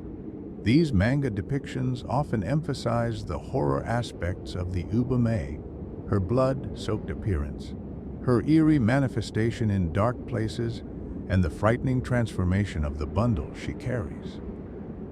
At the same time, many manga artists also convey her tragic nature, showing her face as sorrowful rather than monstrous, emphasizing that she is a figure to be pitied as well as feared. Japanese horror films, particularly those in the J-horror tradition that became internationally popular in the late 1990s and early 2000s, have drawn on Ubume imagery and themes, though often without explicitly naming the yōkai, the archetype of the ghostly mother seeking her lost child, or the woman who died in childbirth returning to haunt the living, appears in various forms throughout Japanese horror cinema. The Ubume's influence can be seen in films that feature maternal ghosts, even when those ghosts are not specifically identified as Ubume. The visual language established by traditional Ubume depictions, the white burial garments, the disheveled hair, the fixation on a child or infant, has become part of the standard vocabulary of Japanese ghost stories on film. Video games, particularly those in the role-playing genre that incorporate Japanese mythology and folklore, frequently include the Ubume as an enemy or encounter. Games like Neo, Onmyoji, and various titles in the Shin Megami Tensei series have featured Ubume, introducing the legend to younger generations and to international audiences who might otherwise never encounter this aspect of Japanese folklore. In these game representations, the Ubume is typically portrayed as a powerful undead enemy, often with abilities related to summoning, protecting, or stealing children. The game mechanics often reflect aspects of the traditional legends, such as the Ubume's connection to water, her appearance at night, or her ability to curse those who encounter her. While these depictions prioritize gameplay over authentic folklore representation, they nevertheless help to keep the Ubume legend alive in contemporary popular culture. Modern retellings of the Kosodate Yurei story, the candy-buying ghost variation, appear regularly in Japanese children's literature and educational materials about folklore. These versions are often simplified and made less frightening, emphasizing the mother's love and devotion rather than the horror of her undead state. In this form, the Ubume becomes a figure that teaches children about maternal sacrifice and the enduring power of family bonds. Some contemporary Japanese writers and artists have used the Ubume as a lens through which to examine modern issues surrounding motherhood, reproductive rights, and maternal mortality. Even in the 21st century, with all the advances of modern medicine, childbirth still carries risks, and maternal mortality, while much reduced from historical levels, has not been entirely eliminated. The Ubume can serve as a symbol for ongoing anxieties about pregnancy and birth, given new relevance by contemporary debates about healthcare access, birth practices, and support for new mothers. Feminist interpretations of the Ubume have explored how the legend reflects patriarchal anxieties about women's bodies and reproductive power. The idea that women who died in childbirth might become dangerous ghosts can be read as expressing male fears about female sexuality, reproduction, and the power of motherhood. At the same time, the Ubume's persistence, her refusal to simply accept her death and abandon her child, can be read as a form of resistance against the forces that led to her untimely death. Some modern storytellers have reimagined the Ubume with more agency and complexity than traditional versions allowed. In these reinterpretations, the Ubume might be actively angry about the circumstances of her death, questioning why she had to die, why adequate medical care was not available, why her life was valued less than her role as mother. These versions transform the Ubume from a passive, pitiable figure into an angry, politically charged presence demanding justice and change. International audiences have also encountered the Ubume through the growing global interest in Japanese folklore and yōkai. English language books about yōkai, websites dedicated to Japanese ghosts and monsters, and the translation of Japanese horror works into other languages have all helped to spread awareness of the Ubume beyond Japan's borders. For Western audiences, the Ubume often fits into broader patterns of ghost lore, being compared to figures like La Llorona in Mexican folklore, who also wanders seeking her lost children, or to various European legends about ghostly mothers. These cross-cultural comparisons reveal the universal appeal of stories about maternal grief and devotion, while also highlighting what makes the Ubume distinctly Japanese. The Ubume has also appeared in academic contexts as scholars of folklore, religion, gender studies, and Japanese culture examine what the legend reveals about historical attitudes toward women, death, and motherhood. These scholarly treatments situate the Ubume within broader theoretical frameworks, using her as evidence in discussions about how societies process anxiety, how folklore reinforces or challenges social structures, and how supernatural beliefs interact with material realities like maternal mortality rates. Museums in Japan sometimes include Ubume in exhibitions about yōkai or traditional beliefs. The National Museum of Japanese History and various regional museums have featured scroll paintings, illustrated texts, and artifacts related to Ubume legends. These exhibitions serve educational purposes, helping modern Japanese people, especially younger generations, understand their cultural heritage while also attracting tourists interested in Japanese folklore. Contemporary artists have created new visual interpretations of the Ubume, ranging from traditional style paintings to digital art, sculpture, and installation pieces.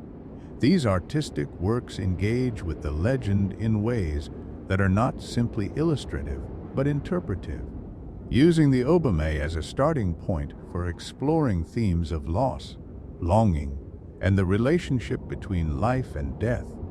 Some modern spiritual or neo-pagan practitioners in Japan have incorporated acknowledgement of the Ubume into their practices, viewing her as a symbol of maternal grief worthy of compassion and ritual attention.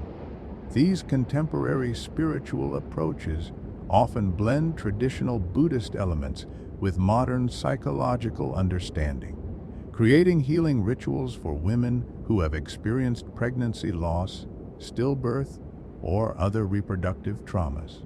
The enduring presence of the Ubume in modern Japanese culture demonstrates that traditional folklore is not simply a relic of the past, but a living tradition that continues to evolve and find new relevance. Each generation reinterprets the Ubume according to its own needs, values, and concerns, ensuring that the legend remains vital and meaningful rather than becoming a mere historical curiosity. As our journey through the complete story of the Ubume draws to its close, we must consider why this particular figure from Japanese folklore continues to resonate, not just within Japanese culture, but increasingly with global audiences as well. The Ubume's enduring legacy stems from her ability to address fundamental human experiences and emotions that transcend time, culture, and circumstance. At its core, the Ubume legend is about grief. Specifically, it is about grief that has no outlet, no resolution, and no acceptance. It addresses the question of what happens to love when its object is lost, particularly when that loss occurs at the very moment when the love should have been most fulfilled. Every culture has stories about the dead who cannot rest, but the Ubume speaks to a very specific form of unrest. The mother who never got to hold her child, never got to feed it, never got to perform any of the duties and experience any of the joys that motherhood should have brought. This theme of interrupted purpose resonates deeply with anyone who has experienced a goal left unfulfilled, a relationship severed before it truly began, or potential that was never realized.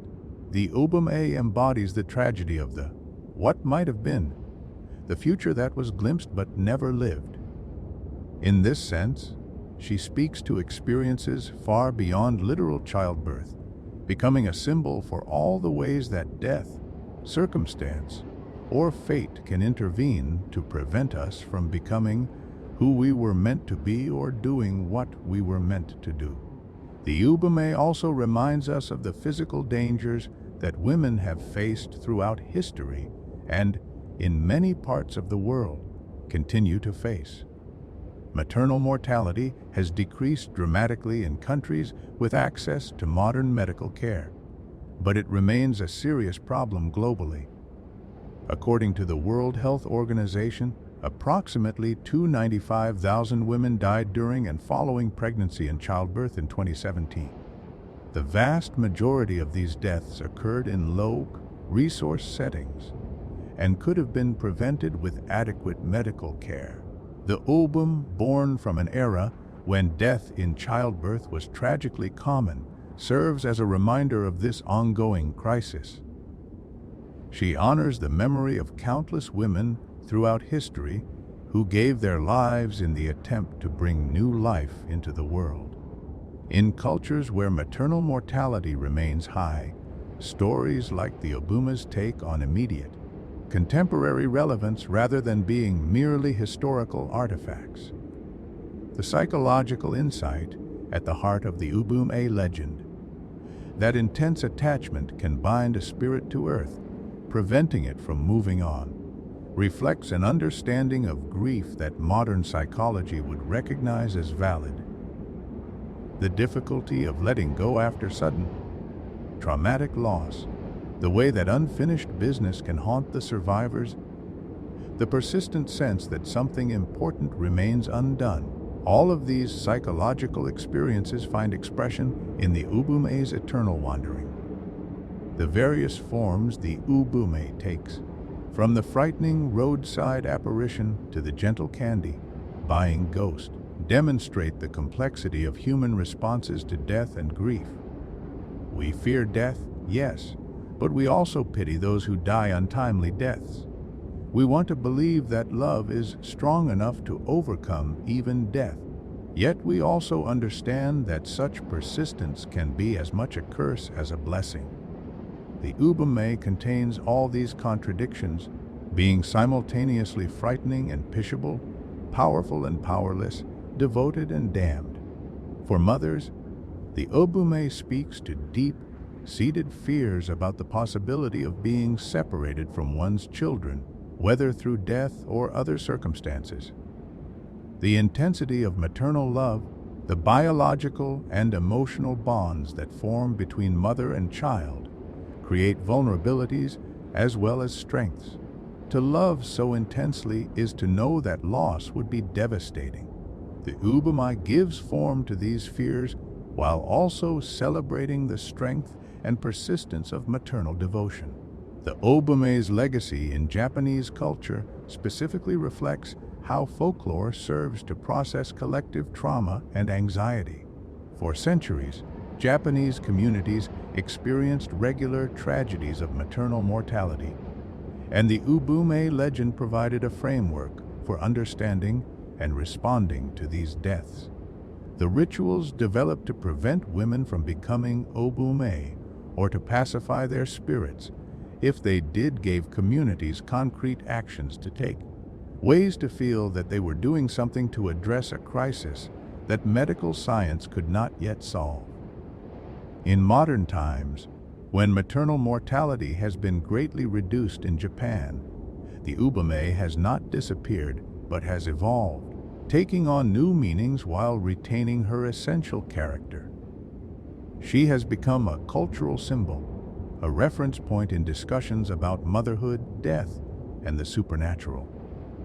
She appears in art, literature, and media not because Japanese people still literally fear encountering a blood-soaked ghost on a dark road, but because the emotional and psychological truths she represents remain relevant. The global spread of interest in the Ubume and other Japanese yōkai reflects a broader cross-cultural exchange of folklore and mythology. As people around the world encounter the Ubume through translated literature, films, games, and other media, they recognize universal themes while also appreciating the specifically Japanese cultural context that shaped the legend. This exchange enriches global culture, providing new mythological figures and narrative patterns that can be adapted and reinterpreted in different cultural settings. The Ubume also contributes to ongoing conversations about how we remember and honor the dead, particularly those who died young or in tragic circumstances. The elaborate rituals developed to help Ubume spirits find peace demonstrate a sophisticated understanding of the human need to perform meaningful actions in the face of death, to do something that honors the deceased and helps the living process their grief. Modern grief counseling and bereavement practices, though based on psychology rather than supernatural beliefs, serve similar functions to these traditional rituals. Perhaps most importantly, the Ubume reminds us of the power of storytelling itself. For over 1,000 years, people have told stories about the Ubume, adapting and changing the details while preserving the emotional core. These stories have entertained, frightened, comforted, and educated countless listeners and readers. They have helped people make sense of tragedy, have warned of spiritual dangers, have celebrated maternal devotion, and have honored the memory of women who died too soon. The fact that we are still telling these stories, still finding new meanings in them, still being moved by the image of a ghostly mother seeking to care for her child, demonstrates that the Ubume has achieved a kind of immortality that transcends her fictional nature. She lives in the collective imagination, renewed and refreshed with each telling, each interpretation, each artistic representation. As you drift toward sleep tonight, accompanied by the gentle sounds of nature, let yourself reflect on what the Ubume's story means to you. Perhaps you recognize in her the persistence of love beyond all reasonable limits. Perhaps you see a reflection of your own fears about separation and loss.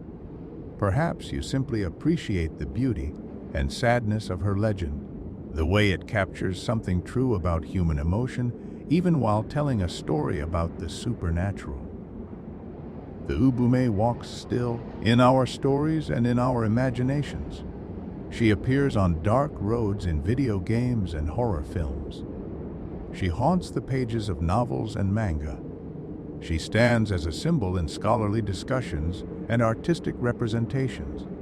But most of all, she endures in the simple act of storytelling, in the passing down of legends from generation to generation, in the recognition that some stories matter enough to be preserved, adapted, and retold across centuries. Her bundle transforms endlessly, from child to stone to leaves to statue, each transformation reflecting a different truth about grief, attachment, and the weight of unfulfilled obligations. Yet through all these transformations, the core of her story remains constant. She is a mother who loved her child enough that not even death could sever that bond. She is a woman whose untimely end left business unfinished and purposes unfulfilled. She is a ghost who asks only for help, for compassion, for someone to acknowledge her suffering and her devotion. In honoring her story, we honor the real women throughout history who have died in childbirth, whose names we may not know, but whose sacrifices deserve remembrance. We acknowledge the ongoing challenges of pregnancy and childbirth in our own time. We celebrate the power of maternal love while recognizing the costs that love sometimes demands. And we participate in the ancient human practice of using stories to make sense of tragedy, to find meaning in loss, and to keep the memory of the dead alive in the world of the living. The Ubume's journey is endless, but our journey with her tonight comes to a close. May her story stay with you, not as something frightening, but as something deeply human, a reminder of the persistence of love, the tragedy of untimely death, and the power of stories to preserve memory across generations. Thank you for spending this time exploring the complete story of the Ubume. If you found this journey meaningful, consider liking this video and subscribing to the channel for more stories from Japanese folklore and mythology. Share your thoughts about the Ubume in the comments. Does her story resonate with you? Have you encountered similar legends in other cultures? Your reflections help build a community of people who appreciate these ancient stories and the truths they contain. Until our next journey into the mist-shrouded world of Japanese folklore, sleep well, dream peacefully, and remember that even the saddest ghosts were once human, with loves and losses we can understand across any distance of time or culture. The Ubume walks on, eternally seeking, eternally devoted, eternally remembered in the stories we tell. And in being remembered, she finds a kind of peace, her purpose fulfilled not through supernatural encounters, but through the simple act of being heard, being understood, and being honored for the love that would not die. Good night.